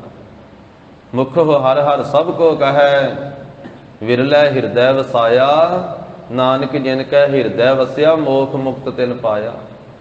ਮਹਾਰਾਜ ਕਹਿੰਦੇ ਭਾਈ ਜਿਨ੍ਹਾਂ ਦੇ ਹਿਰਦੇ ਵਸਿਆ, ਮੁਕਤੀ ਤਾਂ ਉਹਨਾਂ ਨੂੰ ਮਿਲੀ ਹੈ। ਮੁਖ ਤੋਂ ਹਰ ਹਰ ਕਹਿੰਦਾ ਹੈ, ਪਰ ਅੰਦਰ ਕਾਮ ਦਾ ਸਤਾਇਆ ਹੋਇਆ ਹੈ, ਅੰਦਰ ਮੋਹ ਦੀ ਨੀਂਦ ਦਾ ਵਿਆਪਿਆ ਹੋਇਆ ਹੈ। ਵੈਸਨੋ ਨਾਮ ਕਰਮ ਔਜੁਤ, ਨਾਮ ਆਪਣਾ ਰਖਾਇਆ ਹੈ ਕਿ ਮੈਂ ਵੈਸ਼ਨੂ ਹਾਂ। ਵੈਸਨੋ, ਵੈਸਨੋ ਨਾਮ ਕਹਾਉਂਦਾ ਹੈ, ਪਰ ਕਰਮ ਜਿੰਨੇ ਕਰਦਾ ਹੈ, ਮਹਾਰਾਜ ਕਹਿੰਦੇ ਹਉ ਜੁਗਤਾ, ਹਉਮੈ ਦੇ ਵਿੱਚ ਜੁੜ ਕੇ ਕਰਦਾ ਹੈ। ਕਰਮ ਜਿੰਨੇ ਕਰਦਾ ਉਹ ਹੰਗਤਾ ਦੇ ਵਿੱਚ ਜੁੜਿਆ ਹੋਇਆ ਕਰਦਾ ਹੈ, ਹੰਕਾਰ ਵਿੱਚ ਜੁੜਿਆ ਹੋਇਆ ਕਰਦਾ ਹੈ। ਤੋਹ ਬੁੱਢੇ ਕਿਆ ਫਲ ਪਾਵੈ, ਐਸੇ ਵੈਸ਼ਨੂ ਦੀ ਇਹੋ ਜਿਹੀ ਹਾਲਤ ਹੈ ਵੀ ਇਹ ਜੋ ਚੌਲਾਂ ਦਾ ਫੂਸ ਹੁੰਦਾ ਹੈ ਨਾ, ਚੌਲਾਂ ਦੀ ਫੱਕ, ਉਹ ਫੱਕ ਨੂੰ ਹੀ ਜਿਵੇਂ ਕੁੱਟੀ ਜਾਂਦਾ ਹੈ ਇਕੱਲੀ। ਵਿੱਚ ਚੌਲ ਹੋਣ ਤਾਂ ਉਹਨੂੰ ਕੁੱਟਿਆ, ਉਹਨਾਂ ਵਿੱਚੋਂ ਚੌਲ ਨਿਕਲ ਆਉਂਦੇ, ਪਰ ਜੇ ਇਕੱਲੀ ਫੱਕ ਨੂੰ ਕੋਈ ਕੁੱਟੀ ਜਾਵੇ ਉਹਦੇ ਵਿੱਚੋਂ ਕੀ ਨਿਕਲਣਾ। ਇਕੱਲੀ ਫੱਕ ਨੂੰ ਤੋਹ ਕੁੱਟੇ ਕਿਆ ਫਲ ਪਾਵੇ, ਇਹ ਚੌਲਾਂ ਦੀ ਛਿਲਕਿਆਂ ਨੂੰ ਹੀ ਕੁੱਟੀ ਜਾਂਦਾ ਹੈ, ਝੋਨੇ ਦੀ ਫੱਕ ਨੂੰ ਹੀ ਉਹ ਕੁੱਟੀ ਜਾਂਦਾ ਹੈ। ਜੋ ਚੌਲਾਂ ਤੋਂ ਬਿਨਾਂ, ਦਾਣਿਆਂ ਤੋਂ ਬਿਨਾਂ ਹੈ, ਉਸ ਤੋੜ ਨੂੰ, ਫੱਕ ਨੂੰ, ਫੂਸ ਨੂੰ ਕੁੱਟੀ ਜਾਂਦਾ ਹੈ। ਤੇ ਫੱਕ ਨੂੰ ਕੁੱਟਣ ਦੇ ਨਾਲ ਕਿਆ ਫਲ ਪਾਵੇ, ਕੀ ਫਲ ਪ੍ਰਾਪਤ ਕਰ ਲਵੇਗਾ। ਇਸ ਨੂੰ ਕੋਈ ਵੀ ਫਲ ਨਹੀਂ ਪ੍ਰਾਪਤ ਹੋਵੇਗਾ। ਗਿਆਨ ਰੂਪੀ ਫਲ ਨਹੀਂ ਪ੍ਰਾਪਤ ਹੋਵੇਗਾ, ਬ੍ਰਹਮ ਗਿਆਨ ਰੂਪੀ ਫਲ ਨਹੀਂ ਪ੍ਰਾਪਤ ਹੋਵੇਗਾ, ਮੁਕਤੀ ਰੂਪੀ ਫਲ ਨਹੀਂ ਪ੍ਰਾਪਤ ਹੋਵੇਗਾ। ਕਿਉਂਕਿ ਇਸ ਜੀਵ ਦੇ ਕਰਮ ਐਸੇ ਆ ਵਕਾਰ ਦੇ ਸਹਿਤ, ਤੇ ਇਹ ਫੱਕ ਕੁੱਟਣ ਵਾਲੇ ਕਰਮ ਹਨ। ਇਹ ਫੱਕ ਨੂੰ ਕੁੱਟੀ ਜਾਂਦਾ, ਇਹਦੇ ਵਿੱਚੋਂ ਕੀ ਫਲ ਪਾਵੇਗਾ, ਇਹਨੂੰ ਕੋਈ ਵੀ ਫਲ ਨਹੀਂ ਮਿਲੇਗਾ। ਇਹਦੇ ਕਰਮ ਕੀਤੇ ਹੋਏ ਨਿਸਫਲ ਹਨ।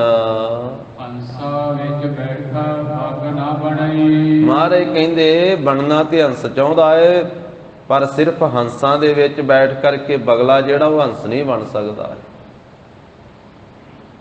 ਬਗਲਾ ਮਾਨ ਸਰੋਵਰ ਤੇ ਜਾ ਕੇ ਹੰਸਾਂ ਵਿੱਚ ਬਹਿ ਜਾਵੇ ਤੇ ਬਗਲਾ ਹੰਸ ਨਹੀਂ ਬਣ ਸਕਦਾ ਹੈ। ਨਿਤ ਬੈਠਾ ਮੱਛੀ ਨੂੰ ਤਾਰ ਲਾਵੇ, ਕਿਉਂਕਿ ਭਾਵੇਂ ਨਿਤ ਬਗਲਾ ਜਾ ਕੇ ਮਾਨ ਸਰੋਵਰ ਤੇ ਹੰਸਾਂ ਵਿੱਚ ਬਹਿੰਦਾ ਹੈ, ਪਰ ਬਗਲੇ ਦੀ ਬਿਰਤੀ ਜਿਹੜੀ ਉਹ ਮੱਛੀਆਂ ਵੱਲੇ ਹੀ ਲੱਗੀ ਰਹਿੰਦੀ ਹੈ। ਨਿਤ ਬੈਠਾ, ਨਿਤਾ ਪ੍ਰਤੀ ਬੈਠਾ ਹੋਇਆ ਮੱਛੀ ਉੱਤੇ ਹੀ ਆਪਣੀ ਸੁਰਤ ਟਿਕਾਈ ਰੱਖਦਾ ਹੈ। ਮੱਛੀ ਨੂੰ ਹੀ ਤਾਰ ਲਾਵੇ, ਭਾਵ ਆਪਣੀ ਜਿਹੜੀ ਬਿਰਤੀ ਹੈ, ਆਪਣੀ ਜੋ ਨਿਗਾਹ ਹੈ, ਉਹ ਮੱਛੀਆਂ ਦੇ ਉੱਤੇ ਹੀ ਇਹਨੇ ਲਾਈ ਹੋਈ ਹੈ। ਅੰਦਰੋਂ ਲਿਵ ਜਿਹੜੀ ਹੈ ਬਗਲੇ ਦੀ, ਉਹ ਮੱਛੀ ਦੇ ਉੱਤੇ ਹੀ ਲੱਗੀ ਹੋਈ ਹੈ। ਮਾਨ ਸਰੋਵਰ ਤੇ ਜਾ ਕੇ ਵੀ ਮੱਛੀਆਂ ਹੀ ਭਾਲਦਾ ਹੈ ਖਾਣ ਨੂੰ। ਇਸ ਕਰਕੇ ਬਗਲਾ ਹੰਸਾਂ ਦੇ ਵਿੱਚ ਬੈਠ ਕੇ ਮਾਨ ਸਰੋਵਰ ਤੇ ਜਾ ਕੇ ਉਹ ਹੰਸ ਨਹੀਂ ਬਣ ਸਕਦਾ। ਹੰਸਾਂ ਵਿੱਚ ਬੈਠਾ ਬੱਗ ਨਾ ਬਣਾਈ, ਹੰਸ ਹੈ ਗੁਰਮੁਖ ਗੁਰਸਿੱਖ ਮਹਾਤਮਾ। ਸਤ ਸੰਗਤ ਹੈ ਮਾਨ ਸਰੋਵਰ, ਸਤ ਸੰਗਤ ਰੂਪੀ ਮਾਨ ਸਰੋਵਰ ਤੇ ਗੁਰਮੁਖ ਗੁਰਸਿੱਖ ਮਹਾਂਪੁਰਖ ਹੰਸ ਬੈਠੇ ਹੋਏ ਆ। ਉਹਨਾਂ ਹੰਸਾਂ ਦੇ ਵਿੱਚ ਆ ਕਰਕੇ ਪਖੰਡੀ ਰੂਪੀ ਬਗਲਾ ਬੈਠ ਗਿਆ। ਉਹ ਦੰਭੀ ਪਖੰਡੀ ਜਿਹੜਾ ਬਗਲਾ ਹੈ, ਸਤ ਸੰਗਤ ਰੂਪੀ ਮਾਨ ਸਰੋਵਰ ਤੇ ਬੈਠ ਕਰਕੇ ਗੁਰਸਿੱਖ ਹੰਸ ਨਹੀਂ ਬਣ ਸਕਦਾ ਹੈ, ਕਿਉਂਕਿ ਭਾਵੇਂ ਉਹ ਨਿੱਤ ਬੈਠਦਾ ਹੈ, ਪਰ ਮਹਾਰਾਜ ਸਾਹਿਬ ਕਹਿੰਦੇ ਉਹ ਬੈਠ ਕੇ ਫਿਰ ਵੀ ਪਰਾਈ ਇਸਤਰੀ ਰੂਪ ਤੱਕਣ ਨੂੰ ਮੱਛੀ ਨੂੰ ਤਾਰ ਹੀ ਲਾਉਂਦਾ ਹੈ। ਇਹ ਬਿਰਤੀ ਉਸਨੇ ਪਰਾਏ ਤਨ ਵੱਲੇ ਹੀ ਆਪਣੀ ਲਾਈ ਹੋਈ ਹੈ। ਸੰਗਤ ਵਿੱਚ ਬੈਠ ਕੇ ਮਾਨ ਸਰੋਵਰ ਤੇ ਬੈਠ ਕੇ ਵੀ ਪਰਾਏ ਤਨ ਨੂੰ ਤੱਕਦਾ ਰਹਿੰਦਾ ਹੈ। ਜਾ ਹੰਸ ਸਭਾ ਵਿਚਾਰ ਕਰ ਦੇਖਣ, ਜਦੋਂ ਹੰਸਾਂ ਦੀ ਸਭਾ, ਮਹਾਤਮਾ ਦੀ ਸਭਾ, ਗੁਰਮੁਖ ਗੁਰਸਿੱਖਾਂ ਦੀ ਸਭਾ ਵਿਚਾਰ ਕਰਕੇ ਵੇਖਦੀ ਹੈ ਤਾ ਬਗਾ ਨਾਲ ਜੋੜ ਕਦੇ ਨਾ ਆਵੇ, ਤਾਂ ਫਿਰ ਬਗਲਿਆਂ ਦੇ ਨਾਲ ਜੋੜ ਮਿਲਾਪ ਕਦੇ ਨਹੀਂ ਆਉਂਦਾ। ਕਿਉਂਕਿ ਹੰਸਾਂ ਦਾ ਖਾਣਾ ਵੱਖਰਾ, ਹੰਸਾਂ ਦਾ ਬੈਠਣਾ ਵੱਖਰਾ, ਹੰਸਾਂ ਦਾ ਸੋਚਣਾ ਵੱਖਰਾ, ਪਰ ਬਗਲੇ ਦਾ ਖਾਣਾ ਪੀਣਾ ਸਭ ਕੁਝ ਹੀ ਵੱਖਰਾ। ਜਦੋਂ ਹੰਸਾਂ ਦੀ ਸਭਾ ਨੇ ਵਿਚਾਰ ਕਰਕੇ ਵੇਖਿਆ ਤੇ ਬਗਲਿਆਂ ਦੇ ਨਾਲ ਜੋੜ ਹੀ ਕਦੇ ਨਹੀਂ ਆਉਂਦਾ, ਤਾਲਮੇਲ ਹੀ ਨਹੀਂ ਬੈਠਦਾ। ਇਸ ਵੇਲੇ ਗੁਰਮੁਖਾਂ ਨੇ, ਮਹਾਤਮਾ ਨੇ ਵਿਚਾਰ ਕਰਕੇ ਵੇਖਿਆ ਤੇ ਫਿਰ ਦੰਭੀਆਂ ਪਖੰਡੀਆਂ ਦੇ ਨਾਲ ਜੋੜ ਮਿਲਾਪ ਕਦੇ ਨਹੀਂ ਆਉਂਦਾ ਹੈ। ਹੰਸਾ ਹੀਰਾ ਮੋਤੀ ਚੁਗਣਾ, ਕਿਉਂਕਿ ਹੰਸ ਤਾਂ ਹੀਰਾ ਚੁਗਦੇ, ਮੋਤੀ ਚੁਗਦੇ। ਹੰਸਾਂ ਦਾ ਖਾਣਾ ਹੀਰੇ ਮੋਤੀ ਚੁਗਣਾ ਹੈ। ਬਗ ਡੱਡਾ ਭਾਲਣ ਜਾਵੇ, ਤੇ ਬਗਲਾ ਮਾਨ ਸਰੋਵਰ ਤੇ ਵੀ ਜੇ ਚਲੇ ਜਾਵੇ ਕਦੇ ਕਦਾਈ, ਤੇ ਉੱਥੇ ਜਾ ਕੇ ਵੀ ਡੱਡੀਆਂ ਹੀ ਭਾਲਣ ਜਾਂਦਾ ਹੈ ਕਿ ਇੱਥੇ ਵੀ ਮੈਨੂੰ ਡੱਡੀਆਂ ਹੀ ਮਿਲ ਜਾਣ, ਡੱਡੀਆਂ ਹੀ ਖਾ ਲਵਾਂ। ਜੋ ਗੁਰਮੁਖ ਗੁਰਸਿੱਖ ਮਹਾਤਮਾ ਰੂਪੀ ਹੰਸ ਹਨ, ਉਹਨਾਂ ਦਾ ਖਾਣਾ ਤਾਂ ਹੈ ਹੀਰਾ, ਨਾਮ ਰੂਪੀ ਹੀਰਾ, ਮੋਤੀ, ਸ਼ੁੱਧਤਾ ਪਵਿੱਤਰਤਾ ਰੂਪੀ ਮੋਤੀ, ਮੁਕਤੀ ਰੂਪੀ ਮੋਤੀ, ਨਾਮ ਰੂਪੀ ਹੀਰਾ ਚੁਗਦੇ ਆ ਹੰਸ ਗੁਰਮੁਖ। ਤੇ ਜੋ ਪਖੰਡੀ ਬਗਲਾ ਹੈ, ਉਹ ਸਤ ਸੰਗਤ ਰੂਪੀ ਮਾਨ ਸਰੋਵਰ ਤੇ ਬੈਠ ਕੇ ਵੀ ਬਗ ਡੱਡਾ ਭਾਲਣ ਜਾਵੇ, ਉਹ ਪਰਾਏ ਤਨ ਰੂਪੀ ਪਰ ਇਸਤਰੀ ਰੂਪੀ ਡੱਡੀਆਂ ਨੂੰ ਭਾਲਣ ਵਾਸਤੇ ਜਾਂਦਾ। ਇਸ ਮਾਨ ਸਰੋਵਰ ਤੇ ਬੈਠ ਕਰਕੇ ਵੀ ਉਹ ਆਪਣੀ ਨਜ਼ਰ, ਆਪਣੀ ਦ੍ਰਿਸ਼ਟੀ ਪਰਾਏ ਤਨ ਦੇ ਉੱਤੇ ਪਾਉਂਦਾ ਹੈ। ਉਡਰਿਆ ਵਿਚਾਰਾ ਬਗਲਾ, ਆਖਿਰਕਾਰ ਔਖਾ ਹੋ ਜਾਂਦਾ ਹੈ ਬਗਲਾ ਮਾਨ ਸਰੋਵਰ ਤੇ ਬੈਠਾ ਹੋਇਆ। ਕਿਉਂ? ਕਿਉਂਕਿ ਜੋੜ ਨਹੀਂ ਬੈਠਦਾ ਹੈ, ਕਿਉਂਕਿ ਉਹਦੀ ਖੁਰਾਕ ਨਹੀਂ ਉਸ ਨੂੰ ਮਿਲਦੀ ਹੈ। ਇਸ ਕਰਕੇ ਉਹਨੂੰ ਇੱਥੋਂ ਉੱਡਣਾ ਪੈਂਦਾ, ਜਾਣਾ ਪੈਂਦਾ ਹੈ, ਉੱਠ ਕੇ ਜਾਣਾ ਪੈਂਦਾ।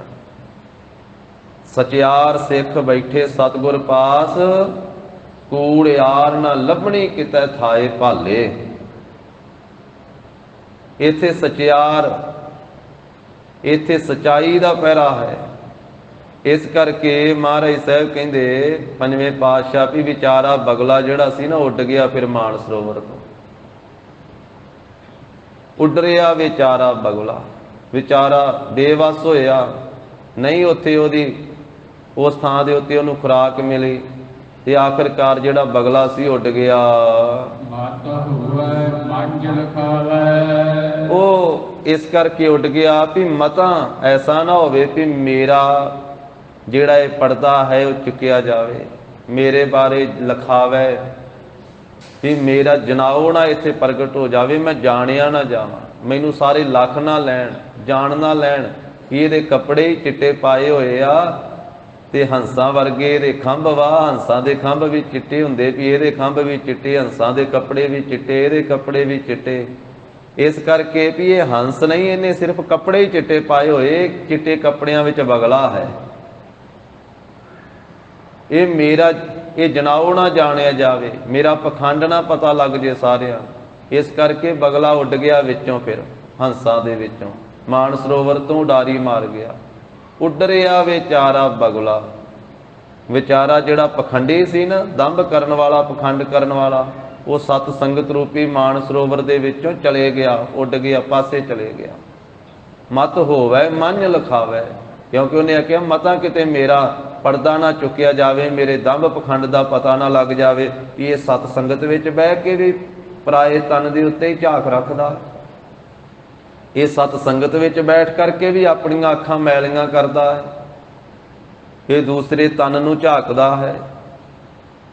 ਕਿ ਇੱਥੋਂ ਤਾਂ ਉਪਦੇਸ਼ ਮਿਲਦਾ ਹੈ, ਪਰ ਤ੍ਰਿਆ ਰੂਪ ਨਾ ਪੇਖੈ ਨੇਤਰ, ਸਾਧ ਕੀ ਟਹਿਲ ਸੰਤ ਸੰਗ ਹੇਤ, ਕਰਨ ਨਾ ਸੁਣੈ ਕਾਹੂ ਕੀ ਨਿੰਦਾ, ਸਭ ਤੇ ਜਾਣੈ ਆਪਸ ਕਉ ਮੰਦਾ।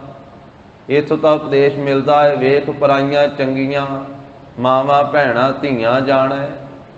ਤੋ ਇਸ ਕਰਕੇ ਉਹ ਪਖੰਡੀ ਬਗਲੇ ਨੇ ਵਿਚਾਰਿਆ ਵੀ ਮੇਰਾ ਪਰਦਾ ਨਾ ਚੁੱਕਿਆ ਜਾਵੇ, ਮੇਰਾ ਪਖੰਡ ਮੇਰਾ ਕੁਕਰਮ ਜਾਣਿਆ ਨਾ ਜਾਵੇ, ਇਸ ਕਰਕੇ ਉਹ ਵਿੱਚੋਂ ਓਢੀ ਗਿਆ, ਵਿੱਚੋਂ ਚਲੇ ਗਿਆ ਪਾਸੇ। ਜਿਤ ਕੋ ਲਾਇਆ ਤਿਤ ਹੀ ਲਾਗਾ। ਪੰਜਵੇਂ ਪਾਤਸ਼ਾਹ ਕਹਿੰਦੇ ਜਿਹੋ ਜਿਹੇ ਜੀਵਾਂ ਦੇ ਕਰਮ ਹਨ, ਕਰਮਾਂ ਦੇ ਅਨੁਸਾਰ ਜਿੱਧਰ ਨੂੰ ਕਿਸੇ ਨੂੰ ਲਾਇਆ ਹੈ ਪਰਮੇਸ਼ਰ ਵਾਹਿਗੁਰੂ ਜੀ ਨੇ, ਉਧਰ ਹੀ ਉਹ ਲੱਗਾ ਹੋਇਆ ਹੈ। ਇਸ ਦੋਸ ਨਿਚੈ ਜਾ ਹਰ ਏਵੈ ਭਾਵੈ। ਤੇ ਭਾਈ ਕਿਸ ਨੂੰ ਦੋਸ਼ ਦੇਣਾ ਕਰੀਏ, ਜਾਂ ਹਰ ਏਵੈ ਭਾਵੇ। ਜਦੋਂ ਹਰੀ ਪਰਮੇਸ਼ਰ ਨੂੰ ਹੀ ਇਸ ਤਰ੍ਹਾਂ ਭਾਉਂਦਾ ਹੈ, ਉਹ ਵਾਹਿਗੁਰੂ ਪਰਮੇਸ਼ਰ ਨੂੰ ਹੀ ਇਸ ਤਰ੍ਹਾਂ ਭਾਉਂਦਾ ਹੈ, ਉਹਦੇ ਹੁਕਮ ਦੇ ਵਿੱਚ ਹੀ ਵਰਤਾਰਾ ਜਿਵੇਂ ਉਸ ਨੂੰ ਭਾਉਂਦਾ ਹੈ। ਹੰਸਾਂ ਦੀ ਮਹਿਮਾ ਉਹਨੇ ਵੱਡੀ ਕਰਨੀ ਹੈ, ਬਗਲਾ ਹੰਸਾਂ ਦੇ ਨਾਲ ਨਹੀਂ ਰਲ ਸਕਦਾ ਹੈ। ਜਿਵੇਂ ਵਾਹਿਗੁਰੂ ਨੂੰ ਭਾਉਂਦਾ ਹੈ ਉਸੇ ਤਰ੍ਹਾਂ ਹੁੰਦਾ ਹੈ। ਕਿਸ ਨੂੰ ਦੋਸ਼ ਦੇਣਾ ਕਰੀਏ, ਦੋਸ਼ ਨਹੀਂ ਕਿਸੇ ਨੂੰ ਦਿੱਤਾ ਜਾ ਸਕਦਾ। ਸਤਿਗੁਰ ਸਰਵਰ ਰਤਨੀ ਭਰਪੂਰੇ। ਸਤਿਗੁਰੂ ਹੀ ਮਾਨ ਸਰੋਵਰ ਹਨ, ਤੇ ਜਿਵੇਂ ਰਤਨਾਂ ਦਾ ਭਰਿਆ ਹੋਇਆ ਮਾਨ ਸਰੋਵਰ ਹੈ, ਇਸੇ ਤਰ੍ਹਾਂ ਸਤਿਗੁਰੂ ਰੂਪੀ ਜੋ ਮਾਨ ਸਰੋਵਰ ਹੈ ਉਹ ਰਤਨਾਂ ਦੇ ਨਾਲ ਭਰਪੂਰ ਭਰੇ ਹੋਏ ਹਨ।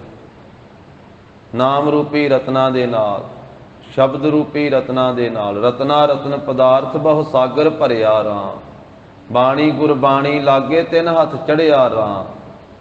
ਸਤਿਗੁਰੂ ਰੂਪੀ ਮਾਨ ਸਰੋਵਰ, ਨਾਮ ਰੂਪੀ, ਪ੍ਰੇਮ ਰੂਪੀ, ਬੈਰਾਗ ਰੂਪੀ, ਸਰਵਣ ਮੰਨਣ ਨਿਧਿਆਸਨ ਰੂਪੀ, ਇਹ ਰਤਨਾਂ ਦੇ ਨਾਲ ਭਰਪੂਰ ਲਬਾਲਬ ਭਰੇ ਹੋਏ ਹਨ।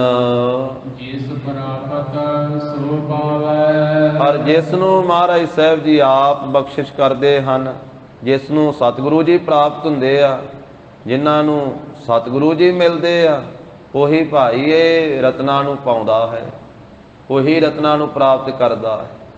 ਸਤਿਗੁਰੂ ਜੀ ਦੀ ਇੱਕ ਸਿੱਖਿਆ ਵੀ ਜਿਸ ਦੇ ਮੱਤ ਦੇ ਵਿੱਚ ਵਸ ਜਾਂਦੀ ਹੈ, ਉਹਦੇ ਮੱਤ ਬੁੱਧ ਦੇ ਵਿੱਚ, ਉਹਦੇ ਹਿਰਦੇ ਦੇ ਵਿੱਚ ਰਤਨ ਜਵਾਹਰ ਤੇ ਮਾਣਕ ਆ ਜਾਂਦੇ ਹਨ। ਮੱਤ ਵਿੱਚ ਰਤਨ ਜਵਾਹਰ ਮਾਣਿਕ, ਜੇ ਇੱਕ ਗੁਰ ਕੀ ਸਿੱਖ ਸੁਣੀ। ਜੇ ਇੱਕ ਸਿੱਖਿਆ ਵੀ ਗੁਰੂ ਸਾਹਿਬ ਜੀ ਦੀ ਸੁਣ ਲਈ ਤੇ ਮੱਤ ਦੇ ਵਿੱਚ ਵੈਰਾਗ, ਰਤਨ, ਸੋ ਆਦਿਕ ਜਿਹੜੇ ਸ਼ੁਭ ਗੁਣ ਹਨ ਉਹ ਆ ਜਾਂਦੇ ਹਨ। ਤੋ ਮਹਾਰਾਜ ਸਾਹਿਬ ਜੀ ਕਹਿੰਦੇ ਜਿਸ ਨੂੰ ਸਤਿਗੁਰੂ ਜੀ ਪ੍ਰਾਪਤ ਹੁੰਦੇ ਉਹ ਇਹਨਾਂ ਹੀਰੇ ਮੋਤੀ ਰਤਨਾਂ ਨੂੰ ਪਾਉਂਦਾ ਹੈ। ਸਿੱਖ ਹੰਸ ਸਰਵਰ ਇਕੱਠੇ ਹੋਏ। ਸਿੱਖਾਂ ਰੂਪੀ ਹੰਸ ਸਤਿਗੁਰੂ ਰੂਪੀ ਮਾਨ ਸਰੋਵਰ ਦੇ ਉੱਤੇ ਇਕੱਠੇ ਹੋਏ ਹਨ, ਇਕੱਤਰ ਹੋਏ ਹਨ। ਸਤਿਗੁਰੂ ਕੈ ਹੁਕਮਾਵੈ। ਤੇ ਸਤਿਗੁਰੂ ਜੀ ਦੇ ਹੁਕਮ ਦੇ ਨਾਲ ਹੀ ਇਕੱਠੇ ਹੋਏ, ਤੇ ਸਤਿਗੁਰੂ ਜੀ ਦੇ ਹੁਕਮ ਨੂੰ ਸੁਣਨ ਵਾਸਤੇ ਇਕੱਠੇ ਹੋਏ ਆ। ਸਤ ਸੰਗਤ ਰੂਪੀ ਮਾਨ ਸਰੋਵਰ ਦੇ ਉੱਤੇ ਸਿੱਖਾਂ ਰੂਪੀ ਹੰਸ ਇਕੱਠੇ ਹੋਏ ਆ, ਤੇ ਉਹ ਫਿਰ ਇਸ ਮਾਨ ਸਰੋਵਰ ਦੇ ਵਿੱਚੋਂ ਹੀਰੇ ਮੋਤੀ ਚੁਗਦੇ ਹਨ। ਰਤਨ ਪਦਾਰਥ ਮਾਨਕ ਸਰਵਰ ਭਰਪੂਰੇ। ਸਤਿਗੁਰੂ ਰੂਪੀ ਮਾਨ ਸਰੋਵਰ ਲਬਾਲਬ ਭਰਿਆ ਹੋਇਆ ਹੈ ਰਤਨਾਂ ਦੇ ਨਾਲ, ਮਾਣਕ ਆਦਿਕ ਪਦਾਰਥਾਂ ਦੇ ਨਾਲ। ਰਤਨ ਵੈਰਾਗ ਹੈ ਸਤਿਗੁਰੂ ਜੀ ਦੇ ਅੰਦਰ। ਮਾਣਕ ਸਰਵਣ ਮੰਨਣ ਨਿਧਿਆਸਨ ਰੂਪੀ ਮਾਣਕ ਹੈ। ਇਸੇ ਤਰ੍ਹਾਂ ਪ੍ਰੇਮ ਰੂਪੀ ਲਾਲ ਹੈ, ਭਗਤੀ ਰੂਪੀ ਮਣੀਆਂ ਹਨ। ਸਤਿਗੁਰੂ ਰੂਪੀ ਮਾਨ ਸਰੋਵਰ ਲਬਾਲਬ ਭਰਪੂਰ ਹੈ ਇਹਨਾਂ ਰਤਨਾਂ ਮਾਣਕਾਂ ਪਦਾਰਥਾਂ ਦੇ ਨਾਲ। ਆਏ ਖਰਚ ਰਹੇ ਟੂਟ ਨਾ ਆਵੈ। ਗੁਰ ਸਿੱਖਾਂ ਰੂਪੀ ਹੰਸ ਆਪ ਵੀ ਨਾਮ ਜਪ ਰਹੇ ਆ, ਸਤਿਗੁਰੂ ਜੀ ਤੋਂ ਵੈਰਾਗ ਪ੍ਰਾਪਤ ਕਰ ਰਹੇ ਆ, ਭਗਤੀ ਰੂਪੀ ਮਣੀਆਂ ਪ੍ਰਾਪਤ ਕਰ ਰਹੇ ਆ, ਪ੍ਰੇਮ ਰੂਪੀ ਲਾਲ ਪ੍ਰਾਪਤ ਕਰ ਰਹੇ ਆ, ਸਰਵਣ ਮੰਨਣ ਦੇ ਅਧਿਆਸਨ ਰੂਪੀ ਮਾਣਕ ਪ੍ਰਾਪਤ ਕਰ ਰਹੇ ਆ। ਇਹ ਖਾ ਰਹੇ ਆ ਗੁਰਸਿੱਖ, ਤੇ ਖਰਚ ਰਹੇ। ਹੋਰਨਾਂ ਨੂੰ ਵੀ ਇਹ ਸ਼ੁਭ ਗੁਣ ਵੰਡ ਰਹੇ ਆ। ਜਨ ਨਾਨਕ ਧੂੜ ਮੰਗੈ ਤਿਸ ਗੁਰ ਸਿੱਖ ਕੀ, ਜੋ ਆਪ ਜਪੈ ਅਵਰਹਿ ਨਾਮ ਜਪਾਵੈ। ਆਪ ਪ੍ਰਾਪਤ ਕਰਦੇ, ਆਪ ਧਾਰਨ ਕਰਦੇ, ਇਹ ਖਾਂਦੇ ਹਨ। ਹੋਰਨਾਂ ਨੂੰ ਜੋ ਉਪਦੇਸ਼ ਦੇ ਕੇ ਨਾਮ ਨਾਲ ਜੋੜਦੇ ਆ, ਸ਼ੁਭ ਗੁਣ ਬਖਸ਼ਦੇ ਹਨ, ਇਹ ਖਰਚ ਰਹੇ ਹਨ, ਤੋਟ ਨਾ ਆਵੇ। ਇਹ ਸਤਿਗੁਰੂ ਰੂਪੀ ਮਾਨ ਸਰੋਵਰ ਦੇ ਵਿੱਚੋਂ ਇਹ ਮਾਨਕ ਰਤਨ ਪਦਾਰਥਾਂ ਦਾ ਘਾਟਾ ਨਹੀਂ ਆਉਂਦਾ। ਜਿੰਨੇ ਵੀ ਗੁਰਸਿੱਖ ਪ੍ਰਾਪਤ ਕਰ ਰਹੇ ਤੇ ਖਾ ਖਰਚ ਰਹੇ ਆ, ਵੰਡ ਵਰਤ ਰਹੇ ਹਨ, ਇਹ ਵੱਧਦੇ ਹੀ ਜਾ ਰਹੇ ਆ, ਘਾਟਾ ਨਹੀਂ ਆਉਂਦਾ। ਇਹ ਖਾਵਹਿ ਖਰਚਹਿ ਰਲ ਮਿਲ ਭਾਈ, ਤੋਟ ਨਾ ਆਵੇ ਵੱਧਦੋ ਜਾਏ। ਇਹ ਤਾਂ ਪਿਤਾ ਦਾਦੇ ਦਾ ਖਜ਼ਾਨਾ ਸਤਿਗੁਰਾਂ ਦਾ ਭਰਿਆ ਹੋਇਆ ਹੈ। ਗਰੀਬ ਨਵਾਜ ਸਾਹਿਬ ਜੀ ਕਹਿੰਦੇ, ਹਮ ਧਨਵੰਤ ਭਾਗ ਸਚ ਨਾਏ, ਹਰ ਗੁਣ ਗਾਵਹਿ ਸਹਿਜ ਸੁਭਾਏ। ਪੀਊ ਦਾਦੇ ਕਾ ਖੋਲ ਡਿਠਾ ਖਜ਼ਾਨਾ, ਤਾ ਮੇਰੇ ਮਨ ਭਇਆ ਨਿਧਾਨਾ। ਰਤਨ ਲਾਲ ਜਾ ਕਾ ਕਛੂ ਨਾ ਮੋਲ, ਭਰੇ ਭੰਡਾਰ ਅਖੂਟ ਅਤੋਲ। ਖਾਵਹਿ ਖਰਚਹਿ ਰਲ ਮਿਲ ਭਾਈ, ਤੋਟ ਨਾ ਆਵੇ ਵੱਧ ਦੋ ਜਾਈ। ਕਹੋ ਨਾਨਕ ਜਿਸ ਮਸਤਕ ਲੇਖ ਲਿਖਾਏ, ਸੋ ਏਤ ਖਜ਼ਾਨਾ ਲਿਆ ਰਲਾਏ। ਇਹਦੇ ਵਿੱਚ ਘਾਟਾ ਕੋਈ ਨਹੀਂ ਆਉਂਦਾ, ਤੋਟਾ ਨਹੀਂ ਆਉਂਦਾ। ਗੁਰਸਿੱਖ ਆਪ ਖਾਂਦੇ ਹਨ, ਹੋਰਨਾਂ ਨੂੰ ਦਿੰਦੇ, ਖਰਚਦੇ ਹਨ। ਸਰਵਰ ਹੰਸ ਦੂਰ ਨਾ ਹੋਈ। ਜਿਵੇਂ ਮਾਨ ਸਰੋਵਰ ਤੋਂ ਹੰਸ ਦੂਰ ਨਹੀਂ ਹੁੰਦੇ, ਇਸੇ ਤਰ੍ਹਾਂ ਸਤਿਗੁਰੂ ਦੀ ਸਤ ਸੰਗਤ ਰੂਪੀ ਮਾਨ ਸਰੋਵਰ ਤੋਂ ਗੁਰਸਿੱਖਾਂ ਰੂਪੀ ਹੰਸ ਦੂਰ ਨਹੀਂ ਹੁੰਦੇ। ਕਰਤੇ ਪੁਰਖ ਨੂੰ ਇਸ ਤਰ੍ਹਾਂ ਹੀ ਚੰਗਾ ਲੱਗਦਾ ਹੈ, ਕਰਤੇ ਪੁਰਖ ਨੂੰ ਇਸ ਤਰ੍ਹਾਂ ਹੀ ਭਾਉਂਦਾ ਹੈ ਵੀ ਸਤਿਗੁਰੂ ਰੂਪੀ ਮਾਨ ਸਰੋਵਰ ਤੇ ਗੁਰਸਿੱਖਾਂ ਰੂਪੀ ਹੰਸ ਬੈਠੇ ਹੀ ਰਹਿਣ। ਜਨ ਨਾਨਕ ਜਿਸ ਦੇ ਮਸਤਕ ਭਾਗ ਧੁਰ ਲਿਖਿਆ। ਮਹਾਰਾਜ ਪੰਜਵੇਂ ਪਾਤਸ਼ਾਹ ਦਾਸਾ ਭਾਵ ਧਾਰਨ ਕਰਕੇ ਕਥਨ ਕਰਦੇ ਹਨ ਕਿ ਜਿਸ ਜੀਵ ਦੇ ਮੱਥੇ ਦੇ ਉੱਤੇ ਧੁਰ ਤੋਂ ਹੀ ਸ੍ਰੇਸ਼ਟ ਭਾਗ, ਸ੍ਰੇਸ਼ਟ ਲੇਖ ਲਿਖਿਆ ਹੋਇਆ ਹੈ, ਸੋ ਸਿੱਖ ਗੁਰੂ ਬਣ ਆਵੇ। ਉਹ ਗੁਰੂ ਦਾ ਸਿੱਖ ਬਣਦਾ ਹੈ, ਉਹ ਗੁਰੂ ਸਾਹਿਬ ਜੀ ਦੇ ਪਾਸ ਆਉਂਦਾ ਹੈ। ਜਿਸ ਦੇ ਮੱਥੇ ਉੱਤੇ ਧੁਰ ਤੋਂ ਹੀ ਸ੍ਰੇਸ਼ਟ ਭਾਗ ਲਿਖਿਆ ਹੋਇਆ ਹੈ ਨਾ, ਕਰਮ ਲਿਖਿਆ ਹੋਇਆ, ਉਹ ਸਿੱਖ ਗੁਰੂ ਸਾਹਿਬ ਜੀ ਦੇ ਪਾਸ ਆ ਕਰਕੇ ਗੁਰੂ ਕੇ ਦਰਸ਼ਨ ਕਰਦਾ ਹੈ, ਗੁਰੂ ਕੀ ਸੰਗਤ ਕਰਦਾ ਹੈ, ਗੁਰੂ ਸਾਹਿਬ ਜੀ ਦੇ ਪਾਸੋਂ ਨਾਮ ਦੀ ਦਾਤ ਪ੍ਰਾਪਤ ਕਰਦਾ ਹੈ। ਜਿਨ ਧੁਰ ਮਸਤਕ ਲਿਖਿਆ ਤਿਨਾ ਸਤਿਗੁਰ ਮਿਲਿਆ ਰਾਮ ਰਾਜੇ। ਅਗਿਆਨ ਅੰਧੇਰਾ ਕਟਿਆ, ਗੁਰ ਗਿਆਨ ਘਟ ਬਲਿਆ। ਹਰ ਲੱਦਾ ਰਤਨ ਪਦਾਰਥੋ ਫਿਰ ਬਹੁੜ ਨਾ ਚੱਲਿਆ। ਜਨ ਨਾਨਕ ਨਾਮ ਆਰਾਧਿਆ, ਆਰਾਧ ਹਰ ਮਿਲਿਆ। ਵੱਡ ਭਾਗੀ ਹਰ ਸੰਗਤ ਪਾਵੈ, ਭਾਗਹੀਨ ਭ੍ਰਮ ਚੋਟਾਂ ਖਾਵੈ। ਬਿਨ ਭਾਗਾਂ ਸਤ ਸੰਗ ਨਾ ਲੱਭੈ, ਬਿਨ ਸੰਗਤ ਮੈਲ ਭਰੀਜੈ ਜੀਓ। ਵੱਡਿਆਂ ਭਾਗਾਂ ਵਾਲੇ ਗੁਰਸਿੱਖ ਗੁਰੂ ਸਾਹਿਬ ਜੀ ਦੇ ਪਾਸ ਆਉਂਦੇ।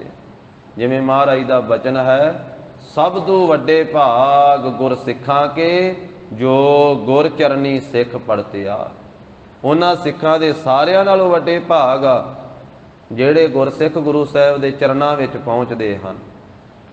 ਜਿਨ੍ਹਾਂ ਦੇ ਧੁਰ ਤੋਂ ਹੀ ਮਸਤਕ ਤੇ ਲਿਖਿਆ ਹੋਇਆ, ਉਹੀ ਸਿੱਖ ਗੁਰੂ ਸਾਹਿਬ ਦੇ ਪਾਸ ਚੱਲ ਕੇ ਆਉਂਦਾ ਹੈ।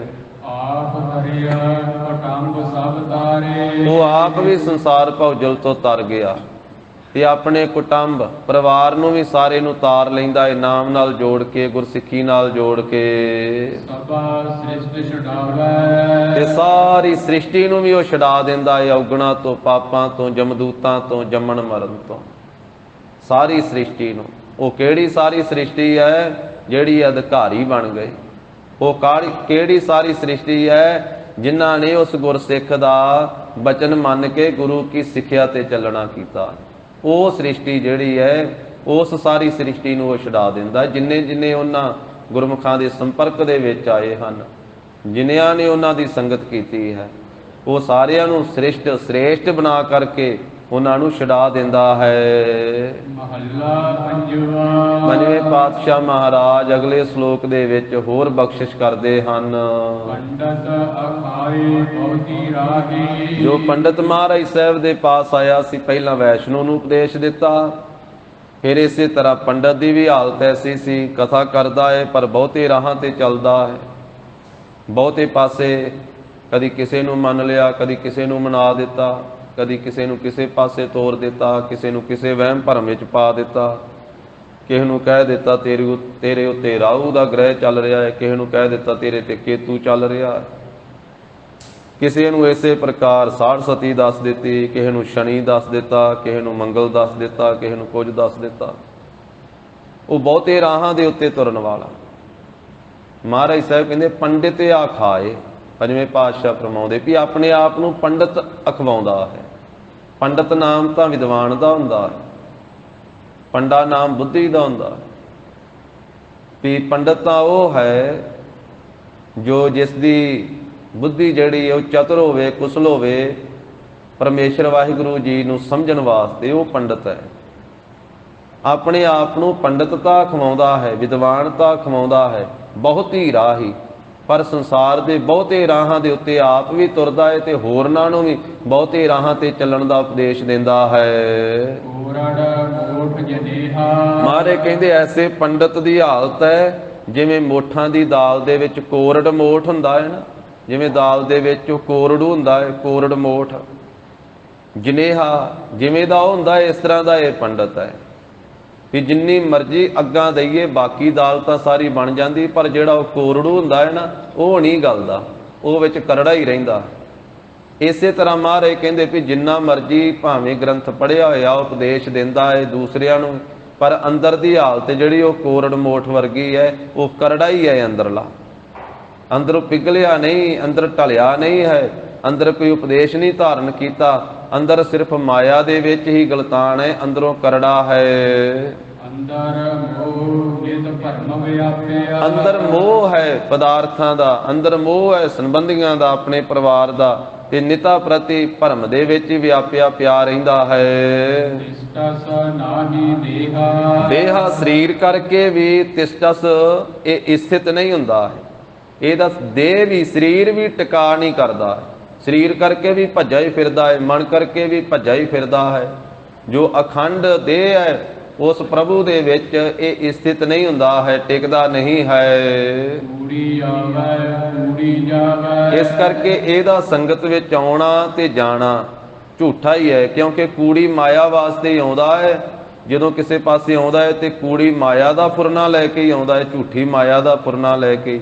ਜਦੋਂ ਜਾਂਦਾ ਹੈ ਤੇ ਫਿਰ ਵੀ ਕੂੜੀ ਮਾਇਆ ਵਾਸਤੇ ਹੀ ਜਾਂਦਾ ਹੈ, ਜਿੱਧਰ ਨੂੰ ਜਾਂਦਾ ਹੈ। ਮਾਇਆ ਕੀ ਨਿਤ ਜੋਹਾ, ਨਿਤਾ ਪ੍ਰਤੀ ਮਾਇਆ ਦੀ ਹੀ ਜੋਹਾ ਤੱਕਣੀ ਲੱਗੀ ਰਹਿੰਦੀ ਹੈ। ਜੋਹਾ ਨਾਮ ਹੈ ਤੱਕਣ ਦਾ, ਵੇਖਣ ਦਾ।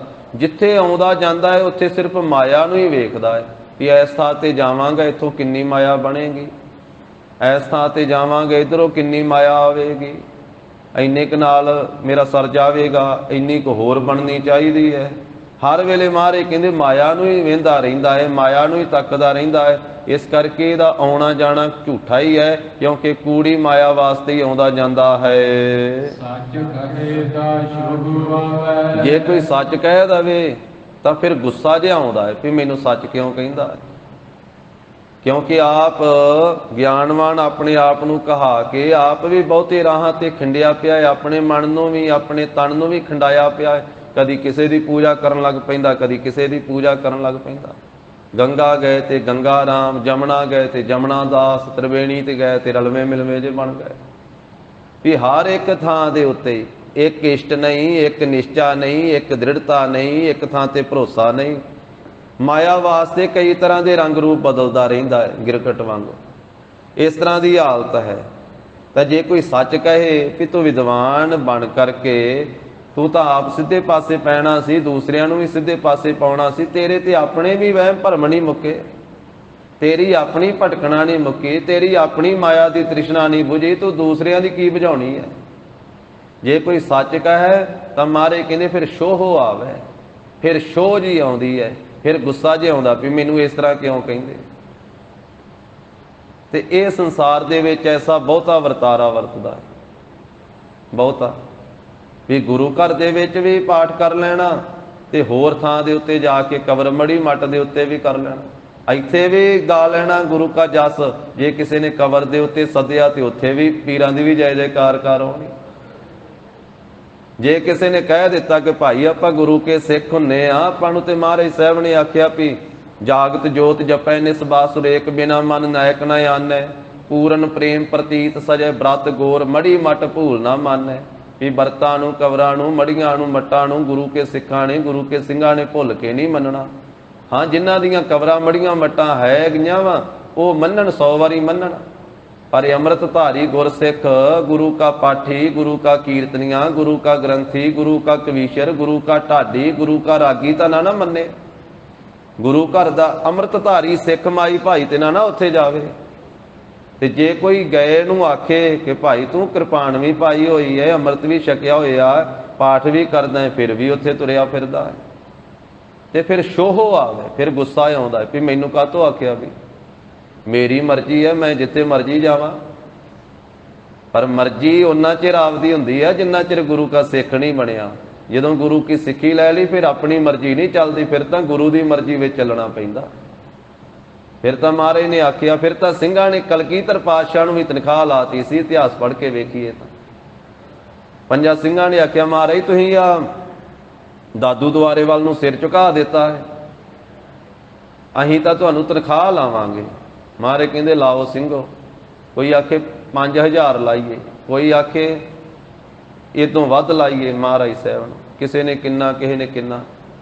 ਫਿਰ ਸਾਰਿਆਂ ਨੇ ਸਲਾਹ ਕਰਕੇ ਤੇ ਕੁਝ ਤਨਖਾਹ ਮਹਾਰਾਜ ਸਾਹਿਬ ਜੀ ਨੂੰ ਲਾਈ। ਸਤਿਗੁਰੂ ਜੀ ਨੇ ਉਹ ਸਿੰਘਾਂ ਨੂੰ ਦਿੱਤੀ ਵੀ, ਪਰ ਨਾਲ ਦੱਸਿਆ ਵੀ ਅਸੀਂ ਅੱਜ ਬੜੇ ਖੁਸ਼ ਹਾਂ, ਅਸੀਂ ਕਬਰ ਨੂੰ ਮੱਥਾ ਤੇ ਨਹੀਂ ਟੇਕਿਆ, ਅਸੀਂ ਤੇ ਖਾਲਸਾ ਜੀ ਪਾਠ ਕਰਦੇ ਆ ਰਹੇ ਸਾਂ ਸੁਖਮਨੀ ਸਾਹਿਬ ਦਾ, ਤੇ ਜਿੱਥੇ ਆ ਕੇ ਸੁਖਮਨੀ ਸਾਹਿਬ ਦੇ ਪਾਠ ਦੀ ਸੰਪੂਰਨਤਾ ਹੀ ਹੋਈ ਤੇ ਮਹਾਰਾਜ ਘੋੜੇ ਤੇ ਸਵਾਰ ਸੀ, ਹੱਥ ਵਿੱਚ ਤੀਰ ਫੜਿਆ ਹੋਇਆ ਸੀ, ਤੇ ਪਾਠ ਦਾ ਕਰਕੇ ਸੁਭਾਵਕ ਮਹਾਰਾਜ ਸਾਹਿਬ ਜੀ ਨੇ ਫਿਰ ਸੀਸ ਝੁਕਾਇਆ। ਜਦੋਂ ਪਾਠ ਦੀ ਸਮਾਪਤੀ ਹੋਈ ਨਾ ਸੁਖਮਨੀ ਸਾਹਿਬ ਦੇ ਪਾਠ ਦੀ, ਤੇ ਸੀਸ ਝੁਕਾਇਆ, ਫਤਿਹ ਗਜਾਈ। ਤੇ ਸਿੰਘਾਂ ਨੇ ਖਿਆਲ ਕੀਤਾ ਵੀ ਸ਼ਾਇਦ ਸਾਹਮਣੇ ਜਿਹੜੀ ਕਬਰ ਉਧਰ ਨੂੰ ਸੀਸ ਝੁਕਾ ਦਿੱਤਾ, ਤੇ ਮਹਾਰਾਜ ਕਿੱਥੇ ਕਬਰ ਨੂੰ ਸੀਸ ਝੁਕਾਉਂਦੇ। ਪਰ ਸਤਿਗੁਰੂ ਕਹਿੰਦੇ ਅੱਜ ਸਾਨੂੰ ਖੁਸ਼ੀ ਬੜੀ ਹੋਈ ਕਿ ਸਿੰਘਾਂ ਨੇ ਸਾਨੂੰ ਵੀ ਰੋਕ ਕੇ ਸਾਨੂੰ ਵੀ ਤਨਖਾਹ ਲਾਈ ਆ। ਤੇ ਆਉਣ ਵਾਲੇ ਸਮੇਂ 'ਚ ਵੀ ਜੇ ਕੋਈ ਇਸ ਤਰ੍ਹਾਂ ਰਹਿਤ ਵਿੱਚ ਢਿੱਲ ਮੱਠ ਕਰਿਆ ਕਰੇਗਾ, ਕੋਈ ਰਹਿਤ ਅੰਮ੍ਰਿਤ ਦੀ ਛੱਡ ਕਰਕੇ ਕੋਈ ਕਬਰ ਮੜੀ ਮੱਟ ਤੇ ਜਾਵੇਗਾ, ਤੇ ਉਹਨੂੰ ਪੁੱਛ ਲਿਆ ਕਰਨਗੇ ਵੀ ਸਿੰਘਾ ਤੂੰ ਸਿੰਘ ਹੋ ਕੇ ਕਿੱਧਰ ਨੂੰ ਜਾਣਾ।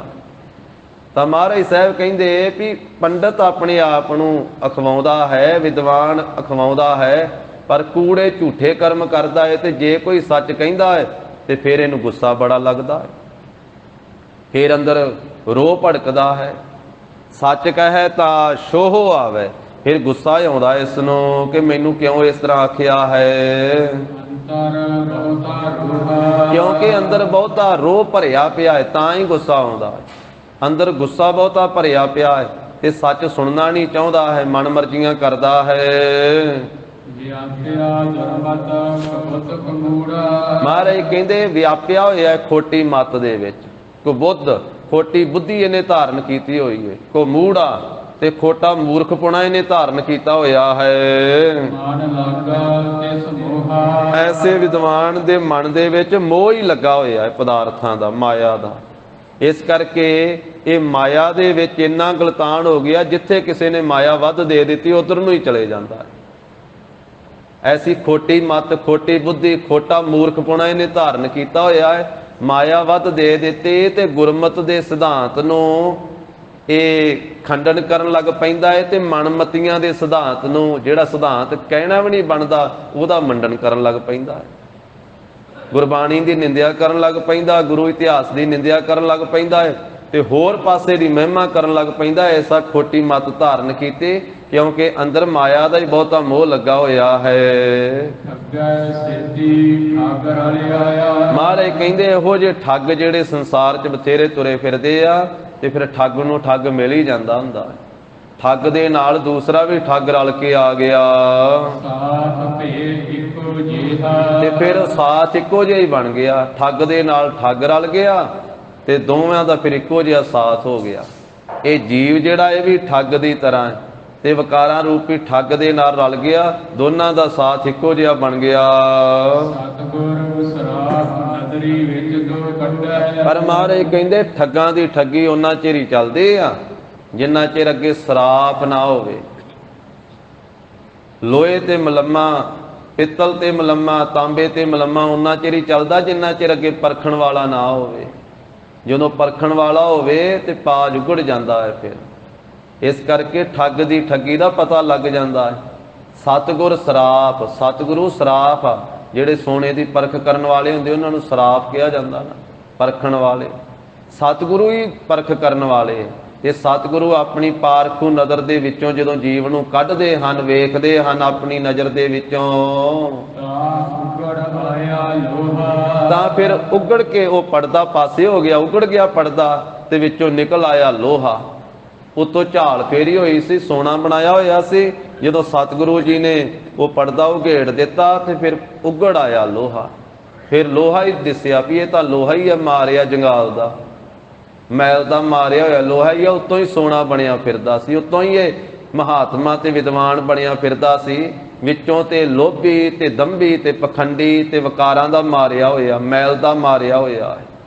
ਵਿੱਚੋਂ ਇਸ ਤਰ੍ਹਾਂ ਦੀ ਹਾਲਤ ਹੈ। ਸਤਿਗੁਰੂ ਨੇ ਪਰਖਿਆ, ਸਤਿਗੁਰੂ ਦੀ ਨਜ਼ਰ ਨੇ ਜਦੋਂ ਆਪਣੇ ਵਿੱਚੋਂ ਪਰਖਿਆ ਨਾ, ਜਦੋਂ ਇਹ ਕੱਢਿਆ ਨਜ਼ਰ ਦੇ ਵਿੱਚੋਂ, ਤਾਂ ਫਿਰ ਉਸ ਵੇਲੇ ਦਾ ਪਰਦਾ ਦੂਰ ਹੋ ਗਿਆ ਤੇ ਵਿੱਚੋਂ ਲੋਹੇ ਦੀ ਤਰ੍ਹਾਂ ਮੈਰਾਂ ਵਕਾਰਾਂ ਦਾ ਮਾਰਿਆ ਹੋਇਆ ਨਿਕਲਿਆ, ਪਰਦਾ ਸਾਰਾ ਉਗੜ ਗਿਆ। ਮਹਾਰਾਜ ਕਹਿੰਦੇ ਐਸੇ ਇਹ ਦੰਭੀ ਪਖੰਡੀ ਨੇ ਆਪਣੇ ਆਪ ਨੂੰ ਬਹੁਤੇ ਥਾਵਾਂ ਤੇ ਰਲਾਇਆ ਸੀ। ਕਦੀ ਇਹਨੇ ਬ੍ਰਹਮਚਾਰੀਆਂ ਨਾਲ ਆਪਣੇ ਆਪ ਨੂੰ ਰਲਾ ਕੇ ਬ੍ਰਹਮਚਾਰੀ ਬਣ ਗਿਆ, ਕਦੇ ਗ੍ਰਸਤੀਆਂ ਦੇ ਵਾਲੇ ਵਸਤਰ ਪਹਿਨ ਕੇ ਗ੍ਰਸਤੀਆਂ ਨਾਲ ਰਲਾ ਕੇ ਆਪਣੇ ਆਪ ਨੂੰ ਗ੍ਰਸਤੀ ਬਣ ਗਿਆ, ਕਦੀ ਇਸੇ ਤਰ੍ਹਾਂ ਸੰਨਿਆਸੀਆਂ ਨਾਲ ਆਪਣੇ ਆਪ ਨੂੰ ਰਲਾ ਕੇ ਸੰਨਿਆਸੀ ਬਣ ਗਿਆ, ਕਦੀ ਉਹੋ ਜਿਹਾ ਭੇਖ ਧਾਰ ਲਿਆ, ਤੇ ਕਦੀ ਇਹਨੇ ਬਾਣ ਪ੍ਰਸਤੀ ਆਪਣੇ ਆਪ ਨੂੰ ਬਣਾ ਲਿਆ। ਬਹੁਤੀਆਂ ਥਾਵਾਂ ਉੱਤੇ ਆਪਣੇ ਆਪ ਨੂੰ ਇਹਨੇ ਰਲਾ ਕੇ ਦਿੱਤਾ, ਕਈਆਂ ਵਿੱਚ ਰਲਿਆ ਫਿਰਦਾ ਰਿਹਾ। ਪਰ ਜਦੋਂ ਪਰਦਾ ਉਗੜ ਗਿਆ, ਚੁੱਕਿਆ ਗਿਆ ਪਰਦਾ, ਅੱਗੇ ਆਏ ਖਲੋਹਾ। ਜੋ ਕੁਝ ਕਰਮ ਇਹਨੇ ਕੀਤੇ ਸੀ ਨਾ, ਉਹ ਅੱਗੇ ਆ ਕੇ ਖਲੋ ਗਏ। ਉੱਥੇ ਪਤਾ ਲੱਗਾ ਵੀ ਨਾ ਇਹ ਸ਼ੁਭ ਗੁਣਾਂ ਵਾਲਾ ਗ੍ਰਸਤੀ ਬਣਿਆ, ਨਾ ਇਹ ਬ੍ਰਹਮਚਾਰੀ ਬਣਿਆ, ਨਾ ਇਹ ਸੰਨਿਆਸੀ ਬਣਿਆ, ਨਾ ਬਾਣ ਪ੍ਰਸਤੀ ਬਣਿਆ। ਇਹ ਤਾਂ ਦੰਭ ਪਖੰਡ ਕਰਨ ਵਾਸਤੇ ਭੇਖ ਹੀ ਬਦਲਦਾ ਰਿਹਾ। ਨਾ ਇਹ ਤਿਆਗੀ ਬਣਿਆ ਤੇ ਨਾ ਇਹ ਗ੍ਰਸਤੀ ਬਣਿਆ।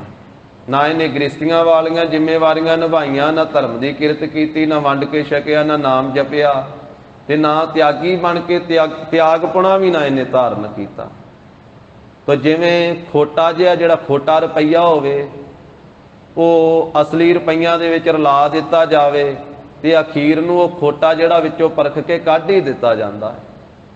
ਪਰ ਇਹ ਹੈ ਕਿ ਜਿਹਦੇ ਕੋਲੇ, ਜਿਹਦੀ ਜੇਬ 'ਚ ਇੱਕ ਵਾਰੀ ਖੋਟਾ ਆ ਜਾਵੇ ਨਾ, ਜਿਵੇਂ ਹੁਣ 100 ਦਾ ਨੋਟ ਹੈ ਜਾਂ 500 ਦਾ ਨੋਟ, 500 ਦੇ ਵੀ ਨਕਲੀ ਆ ਜਾਂਦੇ ਕਈ ਵਾਰੀ। ਹੁਣ 500 ਦਾ ਜਿਹਦੀ ਜੇਬ 'ਚ ਇੱਕ ਨਕਲੀ ਆ ਗਿਆ ਤੇ ਉਹ ਸ਼ੱਕ ਤਾਂ ਪੈਦਾ ਕਰ ਹੀ ਜਾਂਦਾ ਨਾ। ਜਦੋਂ ਦੂਸਰੀ ਵਾਰੀ ਕਿਤੋਂ ਪੈਸੇ ਲਵੇਗਾ ਤੇ ਫਿਰ ਵਾਰ-ਵਾਰ ਵੇਖੇਗਾ ਵੀ ਅੱਗੇ 500 ਦਾ ਮੇਰੇ ਕੋਲੇ ਖੋਟਾ ਆ ਗਿਆ ਸੀ। ਹੁਣ ਇੱਕ ਖੋਟਾ ਜਿਹੜਾ ਵਾ ਉਹ ਕਈਆਂ ਨੂੰ ਫਿਰ ਉਸ ਨਿਗਾਹ ਦੇ ਵਿੱਚ ਲੈ ਆਉਂਦਾ ਹੈ, ਬਾਕੀਆਂ ਉੱਤੇ ਵੀ ਫਿਰ ਸ਼ੱਕ ਦੀ ਨਿਗਾਹ ਹੁੰਦੀ ਹੈ। ਇੱਕ ਨੇ ਪਖੰਡ ਕੀਤਾ ਹੈ, ਉਹਦਾ ਪਖੰਡ ਕਾਰਨ ਬਹੁਤਿਆਂ ਉੱਤੇ ਸ਼ੱਕ ਦੀ ਨਿਗਾਹ ਆਉਣ ਲੱਗ ਪੈਂਦੀ ਹੈ। ਫਿਰ ਇਸ ਤਰ੍ਹਾਂ ਦੀ ਹਾਲਤ ਹੋ ਜਾਂਦੀ। ਮਹਾਰਾਜ ਕਹਿੰਦੇ ਉਹ ਜਿਸ ਵੇਲੇ ਪਰਦਾ ਉਗੜਿਆ ਨਾ, ਤੇ ਫਿਰ ਜੋ ਜੀਵ ਨੇ ਕਰਮ ਕੀਤੇ ਸੀ ਉਹਦੇ ਅੱਗੇ ਆ ਖਲੋਤੇ। ਸਤਿਗੁਰ ਕੀ ਜੇ ਸਰਣੀ ਆਵੈ। ਸਿੱਖਾਂ ਨੇ ਬੇਨਤੀ ਕੀਤੀ, ਮਹਾਰਾਜ ਇਸ ਤਰ੍ਹਾਂ ਦਾ ਪਖੰਡੀ, ਇਸ ਤਰ੍ਹਾਂ ਦਾ ਪਾਪੀ, ਇਸ ਤਰ੍ਹਾਂ ਦਾ ਜਿਹੜਾ ਲੋਹੇ ਦੀ ਮੈਲ ਵਰਗਾ ਗਲਿਆ ਸੜਿਆ, ਉਹ ਵੀ ਬਖਸ਼ਿਆ ਜਾ ਸਕਦਾ ਹੈ? ਤੇ ਪੰਜਵੇਂ ਪਾਤਸ਼ਾਹ ਕਹਿੰਦੇ ਹਾਂ ਬਖਸ਼ਿਆ ਜਾ ਸਕਦਾ। ਗੁਰਸਿੱਖੋ, ਸਤਿਗੁਰ ਕੀ ਜੇ ਸਰਣੀ ਆਵੇ, ਜੇ ਸਤਿਗੁਰੂ ਜੀ ਦੀ ਸ਼ਰਨ ਵਿੱਚ ਆ ਜਾਵੇ ਹਿਰਦਿਓਂ। ਮਨੂਰ ਕਹਿੰਦੇ ਆ ਗਲੇ ਸੜੇ ਲੋਹੇ ਨੂੰ, ਜਿਹਨੂੰ ਜੰਗਾਲ ਪਿਆ ਹੋਵੇ, ਮੈਲ ਲੱਗੀ ਹੋਵੇ ਜਿਸ ਲੋਹੇ ਨੂੰ, ਉਹਨੂੰ ਮਨੂਰ ਆਖਿਆ। ਫਿਰ ਮਹਾਰਾਜ ਕਹਿੰਦੇ ਮਨੂਰ ਤੋਂ ਇਹ ਕੰਚਨ ਹੋਹਾ, ਇਹ ਸੋਨਾ ਹੋ ਜਾਵੇਗਾ। ਭਾਵ ਪਾਪਾਂ ਵਿਕਾਰਾਂ ਦੀ ਮੈਲ ਨਾਲ ਗਲਿਆ ਹੋਇਆ ਜਿਹੜਾ ਗਲੇ ਲੋਹੇ ਦੀ ਤਰ੍ਹਾਂ ਸੀ ਨਾ, ਇਹਦੀ ਫਿਰ ਦੇਹ ਹੀ, ਇਹਦਾ ਫਿਰ ਹਿਰਦਾ ਸੋਨੇ ਵਰਗਾ, ਕੰਚਨ ਵਰਗਾ ਹੋ ਜਾਵੇਗਾ। ਸਤਿਗੁਰੂ ਜੀ ਦੀ ਜੇ ਸ਼ਰਨੀ ਆ ਜਾਵੇ ਫਿਰ ਬਖਸ਼ਿਆ ਜਾਵੇਗਾ। ਸਤਿਗੁਰ ਨਿਰਵੈਰ ਪੁੱਤਰ ਸਤਰ ਸਮਾਨੇ। ਕਿਉਂਕਿ ਸਤਿਗੁਰੂ ਨਿਰਵੈਰ ਹਨ, ਕਿਸੇ ਨਾਲ ਵੈਰ ਨਹੀਂ ਕਰਦੇ। ਜੇ ਪੁੱਤਰ ਆ ਜਾਣ ਸਤਿਗੁਰੂ ਜੀ ਸ਼ਰਨ ਵਿੱਚ, ਮਹਾਰਾਜ ਪੁੱਤਰਾਂ ਨੂੰ ਬਖਸ਼ ਦਿੰਦੇ। ਮਹਾਰਾਜ ਸਾਹਿਬ ਸੱਚੇ ਪਾਤਸ਼ਾਹ ਦੀ ਸ਼ਰਨ ਵਿੱਚ ਸ਼ਤਰੂ ਵੀ ਆ ਜਾਣ ਤੇ ਉਹਨਾਂ ਨੂੰ ਵੀ ਮਹਾਰਾਜ ਬਖਸ਼ ਦਿੰਦੇ। ਜਿਹੜੇ ਗੁਰੂ ਸਾਹਿਬ ਨਾਲ ਸ਼ਤਰੂਪੁਣਾ ਰੱਖਦੇ, ਦੁਸ਼ਮਣੀ ਰੱਖਦੇ, ਗੁਰੂ ਸਾਹਿਬ ਤਾਂ ਕਿਸੇ ਨਾਲ ਕੋਈ ਵੈਰ ਭਾਵ ਰੱਖਦੇ ਹੀ ਨਹੀਂ, ਪਰ ਜਿਹੜੇ ਗੁਰੂ ਘਰ ਨਾਲ ਵੀ ਵੈਰ ਰੱਖਣ ਵਾਲੇ, ਜੇ ਉਹ ਵੀ ਸ਼ਰਨ ਵਿੱਚ ਆ ਜਾਣ ਤੇ ਮਹਾਰਾਜ ਬਖਸ਼ ਦਿੰਦੇ ਆ। ਜਿਵੇਂ ਸੈਦ ਖਾਨ ਨੂੰ ਨਿਹਾਲ ਕੀਤਾ ਸੀ ਦਸਮ ਪਾਤਸ਼ਾਹ, ਫਕੀਰ ਹੀ ਬਣ ਗਿਆ ਸੀ ਫਿਰ ਮਹਾਰਾਜ ਸਾਹਿਬ ਦੇ ਦਰਸ਼ਨ ਕਰਕੇ। ਸਤਿਗੁਰ ਨਿਰਵੈਰ, ਸਤਿਗੁਰੂ ਧੰਨ ਸ੍ਰੀ ਗੁਰੂ ਨਾਨਕ ਦੇਵ ਸਾਹਿਬ ਮਹਾਰਾਜ ਨਿਰਵੈਰ ਹਨ। ਪੁੱਤਰ 70 ਸਮਾਨੇ, ਜਿਹੋ ਜਿਹੇ ਆਪਣੇ ਪੁੱਤਰ ਆ ਉਸੇ ਤਰ੍ਹਾਂ ਹੀ ਪੁੱਤਰਾਂ ਦੇ ਸਮਾਨ ਹੀ ਮਹਾਰਾਜ ਸਾਹਿਬ ਜੀ ਦੀ ਦ੍ਰਿਸ਼ਟੀ ਦੇ ਵਿੱਚ ਸ਼ਤਰੂ ਹਨ। ਔਗਣ ਕੱਟੇ ਕਰੇ ਸੁਧ ਦੇਹਾ, ਤੇ ਔਗਣਾਂ ਵਾਲਿਆਂ ਦੇ ਮਹਾਰਾਜ ਔਗਣ ਕੱਟ ਕੇ ਤੇ ਉਹਨਾਂ ਦੀ ਦੇਹ ਨੂੰ ਵੀ ਸੁੱਧ ਕਰ ਦਿੰਦੇ ਹਨ। ਨਾਨਕ ਜਿਸ ਧੁਰ ਮਸਤਕ ਹੋਵੇ ਲਿਖਿਆ, ਮਹਾਰਾਜ ਕਹਿੰਦੇ ਜਿਸ ਦੇ ਭਾਈ ਧੁਰ ਤੋਂ ਹੀ ਮਸਤਕ ਦੇ ਉੱਤੇ ਸ੍ਰੇਸ਼ਟ ਲੇਖ ਲਿਖਿਆ ਹੋਵੇ, ਇਸ ਸਤਿਗੁਰ ਨਾਲ ਸਨੇਹਾ, ਉਸੇ ਜੀਵ ਦਾ ਸਤਿਗੁਰੂ ਜੀ ਦੇ ਨਾਲ ਸਨੇਹ ਬਣਦਾ ਹੈ, ਪ੍ਰੇਮ ਬਣਦਾ ਹੈ। ਅੰਮ੍ਰਿਤ ਬਾਣੀ ਸਤਿਗੁਰ ਪੂਰੇ ਕੀ, ਮਿਰਤੂ ਤੋਂ ਰਹਿਤ ਕਰਨ ਵਾਲੀ, ਅੰਮ੍ਰਿਤ ਕਰਨ ਵਾਲੀ ਅੰਮ੍ਰਿਤ ਬਾਣੀ ਹੈ ਪੂਰੇ ਸਤਿਗੁਰੂ ਜੀ ਦੀ ਧੁਰ ਕੀ ਬਾਣੀ। ਜਿਸ ਕਿਰਪਾਲ ਹੋਵੇ ਤਿਸ ਹਿਰਦੈ ਵਸੇਹਾ, ਜਿਸ ਉੱਤੇ ਮਹਾਰਾਜ ਕਿਰਪਾਲੂ ਹੁੰਦੇ ਆ ਉਸ ਜੀਵ ਦੇ ਹਿਰਦੇ ਦੇ ਵਿੱਚ ਗੁਰੂ ਕੀ ਅੰਮ੍ਰਿਤ ਬਾਣੀ ਦਾ ਵਾਸਾ ਹੁੰਦਾ ਹੈ। ਆਵਣ ਜਾਣਾ ਤਿਸ ਕਾ ਕੱਟੀਐ, ਤਿਸ ਜੀਵ ਦਾ ਫਿਰ ਆਉਣਾ ਜਾਣਾ ਕੱਟਿਆ ਜਾਂਦਾ ਜਿਸ ਦੇ ਹਿਰਦੇ ਦੇ ਵਿੱਚ ਗੁਰੂ ਕੀ ਬਾਣੀ ਵਸ ਜਾਂਦੀ ਹੈ। ਸਦਾ ਸਦਾ ਸੁਖ ਹੋਹਾ, ਸਦਾ ਸਦਾ ਵਾਸਤੇ ਉਹ ਆਤਮਿਕ ਸੁਖ ਉਸ ਨੂੰ ਪ੍ਰਾਪਤ ਹੋ ਜਾਂਦਾ, ਸਦਾ ਸੁਖੀ ਹੋ ਜਾਂਦਾ ਹੈ। ਪੌੜੀ ਪੌੜੀ ਦੇ ਵਿੱਚ ਪੰਜਵੇਂ ਪਾਤਸ਼ਾਹ ਰਹਿਮਤ ਕਰਦੇ ਹਨ। ਜੋ ਦੁਧ ਭਾਣਾ ਜੰਤ, ਹੇ ਪ੍ਰਭੂ ਜੀ, ਜਿਹੜਾ ਜੀਵ ਜੰਤੂ ਆਪ ਜੀ ਨੂੰ ਭਾਗਿਆ, ਆਪ ਜੀ ਨੂੰ ਚੰਗਾ ਲੱਗਾ ਹੈ, ਸੋ ਦੁਧ ਬੁਝਈ, ਉਹੀ ਜੀਵ ਆਪ ਜੀ ਨੂੰ ਬੁੱਝ ਸਕਦਾ ਹੈ, ਆਪ ਜੀ ਨੂੰ ਸਮਝ ਸਕਦਾ ਹੈ, ਜਿਸ ਨੂੰ ਤੁਸੀਂ ਆਪ ਸਮਝਾਉਂਦੇ ਹੋ। ਜੋ ਦੁਧ ਭਾਣਾ ਜੰਤ, ਜਿਹੜਾ ਜੀਵ ਆਪ ਜੀ ਨੂੰ ਭਾਗਿਆ ਤੇ ਜਿਸ ਨੂੰ ਆਪ ਜੀ ਨੇ ਆਪਣੇ ਭਾਣੇ ਵਿੱਚ ਤੋਰਿਆ ਹੈ, ਸੋ ਦਰਗਹਿ ਸਿਜਈ, ਉਹ ਜੀਵ ਜੰਤੂ ਫਿਰ ਦਰਗਾਹ ਦੇ ਵਿੱਚ ਸਿੱਝਾਈ ਮੁਕਤ ਨੂੰ ਪ੍ਰਾਪਤ ਹੋਇਆ ਹੈ, ਕਲਿਆਣ ਨੂੰ ਪ੍ਰਾਪਤ ਹੋਇਆ ਹੈ। ਜਿਸਨੋ ਤੇਰੀ ਨਦਰ, ਜਿਸ ਜੀਵ ਦੇ ਉੱਤੇ ਹੈ ਪ੍ਰਭੂ ਆਪ ਜੀ ਦੀ ਮਿਹਰ ਦੀ ਨਜ਼ਰ ਹੋਈ, ਹਉਮੈ ਤਿਸ ਗਈ, ਤਿਸ ਜੀਵ ਦੇ ਅੰਦਰੋਂ ਹਉਮੈ ਚਲੇ ਗਈ। ਜਿਸਨੋ ਤੂੰ ਸੰਤੁਸ਼ਟ, ਜਿਸ ਜੀਵ ਦੇ ਉੱਤੇ ਹੈ ਵਾਹਿਗੁਰੂ ਜੀ ਤੁਸੀਂ ਆਪ ਸ੍ਰੇਸ਼ਟ ਪ੍ਰਸੰਨ ਹੋਏ ਹੋ, ਕਲਮਲ ਤਿਸ ਖਈ, ਤਿਸ ਜੀਵ ਦੇ ਜਿਹੜੇ ਕਲਮਲ ਪਾਪ ਹਨ ਕਲਯੁਗ ਦੇ, ਇਹ ਮਲ ਮੈਲ ਰੂਪੀ ਜਿਹੜੇ ਪਾਪ ਹਨ ਉਹ ਖਈ ਨਾਸ ਹੋ ਗਏ ਉਸ ਦੇ। ਜਿਸ ਕੈ ਸੁਆਮੀ ਵੱਲ, ਇਹ ਸੁਆਮੀ ਮਾਲਕ ਪ੍ਰਭੂ ਜੀ ਜਿਸ ਜੀਵ ਦੇ ਵੱਲ ਆਪ ਜੀ ਹੋ ਜਾਂਦੇ ਹੋ, ਨਿਰਭਉ ਸੋ ਭਈ, ਉਹ ਜੀਵ ਡਰ ਤੋਂ ਰਹਿਤ ਨਿਰਭਉ ਹੋ ਜਾਂਦਾ ਹੈ, ਉਹਨੂੰ ਕਿਸੇ ਪ੍ਰਕਾਰ ਦਾ ਡਰ ਨਹੀਂ ਰਹਿੰਦਾ। ਜਿਸਨੋ ਤੂੰ ਕਿਰਪਾਲ, ਤੇ ਜਿਸ ਦੇ ਉੱਤੇ ਪ੍ਰਭੂ ਜੀ ਆਪ ਜੀ ਨੇ ਕਿਰਪਾਲਤਾ ਕੀਤੀ ਹੈ, ਆਪ ਕਿਰਪਾਲੂ ਹੋਏ ਹੋ, ਸੱਚਾ ਸੋ ਥੀ, ਸੱਚਾ ਸੋ ਥਿਆਈ, ਉਹ ਸੱਚਾ ਹੋ ਜਾਂਦਾ ਹੈ, ਉਸ ਨੂੰ ਸੱਚ ਦੀ ਪ੍ਰਾਪਤੀ ਹੋ ਗਈ, ਉਹ ਸਚਿਆਰ ਬਣ ਜਾਂਦਾ ਹੈ। ਜਿਸਨੋ ਤੇਰੀ ਮਇਆ, ਜਿਸ ਦੇ ਉੱਤੇ ਹੈ ਪ੍ਰਭੂ ਜੀ ਆਪ ਜੀ ਦੀ ਮਾਇਆ ਹੁੰਦੀ ਹੈ, ਦਇਆ ਹੁੰਦੀ ਹੈ, ਨਾ ਬੋਹ ਅਗਨਈ, ਉਸ ਜੀਵ ਨੂੰ ਈਰਖਾ ਦੀ ਅੱਗ ਨਹੀਂ ਪਾਉਂਦੀ ਹੈ, ਉਸ ਨੂੰ ਗਰਭ ਦੀ ਅੱਗ ਨਹੀਂ ਪਾਉਂਦੀ ਹੈ, ਉਸ ਨੂੰ ਨਰਕਾਂ ਦੀ ਅੱਗ ਨਹੀਂ ਪਾਉਂਦੀ ਹੈ, ਸਭ ਪ੍ਰਕਾਰ ਦੀਆਂ ਅੱਗਾਂ ਉਹਦੀਆਂ ਨਿਵਰਤ ਹੋ ਜਾਂਦੀਆਂ। ਜਿਸਨੋ ਸਦਾ ਦਇਆਲ, ਤਿਸ ਨੂੰ ਸਦਾ ਦਇਆਲ, ਤਿਸ ਜੀਵ ਦੇ ਤਾਈ ਸਦਾ ਪ੍ਰਭੂ ਆਪ ਦਿਆਲੂ ਹੁੰਦੇ ਹੋ, ਦਇਆ ਦੇ ਘਰ। ਜਿਨਾ ਗੁਰ ਤੇ ਮਤ ਲਈ, ਜਿਨ੍ਹਾਂ ਨੇ ਗੁਰੂ ਸਾਹਿਬ ਦੇ ਪਾਸੋਂ ਮੱਤ ਲਈ ਹੈ। ਪੰਜਵੇਂ ਪਾਤਸ਼ਾਹ ਕਹਿੰਦੇ ਤਿਸ ਜੀਵ ਦੇ ਉੱਤੇ ਵਾਹਿਗੁਰੂ ਜੀ ਦਿਆਲੂ ਹੁੰਦੇ ਆ ਜਿਨ੍ਹਾਂ ਜੀਵਾਂ ਨੇ ਗੁਰੂ ਸਾਹਿਬ ਜੀ ਦੇ ਪਾਸੋਂ ਗੁਰੂ ਕੀ ਮੱਤ ਲਈ ਹੈ, ਗੁਰੂ ਸਾਹਿਬ ਜੀ ਦੀ ਸਿੱਖਿਆ ਲਈ ਹੈ। ਗੁਰੂ ਦੀ ਮੱਤ ਲੈਣ ਵਾਲਿਆਂ ਦੇ ਉੱਤੇ ਵਾਹਿਗੁਰੂ ਜੀ ਦੀ ਦਇਆਲਤਾ ਹੁੰਦੀ ਹੈ। ਤੋ ਇਹ 7ਵੀਂ ਪੌੜੀ ਸ਼ਲੋਕਾਂ ਦੇ ਸਹਿਤ ਮਹਾਰਾਜ ਜੀ ਨੇ ਪਵਿੱਤਰ ਉਪਦੇਸ਼ ਬਖਸ਼ਿਆ। ਗੁਰੂ ਜੀ ਕੀ ਅੰਮ੍ਰਿਤ ਬਾਣੀ ਅਗਾਧ ਬੋਧ ਹੈ। ਅਗਾਧ ਬੋਧ ਬਾਣੀ ਕੀ ਵਿਚਾਰ ਸਾਂਝੀ ਕਰਦਿਆਂ ਹੋਈਆਂ ਭੁੱਲਾਂ ਚੁੱਕਾਂ ਦੀ ਸਤਿਗੁਰੂ ਜੀ ਗੁਰ ਸੰਗਤ ਜੀ ਖਿਮਾ ਦੇਣੀ। ਦੇਹੋ ਸੱਜਣ ਅਸੀਸ ਅੜੀਆਂ ਜਿਉ ਹੋਵੇ ਸਾਹਿਬ ਸਿਉ ਮੇਲ। ਜਿਸਨੋ ਤੇਰੀ ਮਇਆ ਨਾ ਕੋ ਹੈ ਅਗਨਈ, ਤਿਸਨੋ ਸਦਾ ਦਇਆਲ ਜਿਨ ਗੁਰ ਤੇ ਮਤ ਲਈ। ਵਾਹਿਗੁਰੂ ਜੀ ਕਾ ਖਾਲਸਾ, ਵਾਹਿਗੁਰੂ ਜੀ ਕੀ ਫਤਿਹ।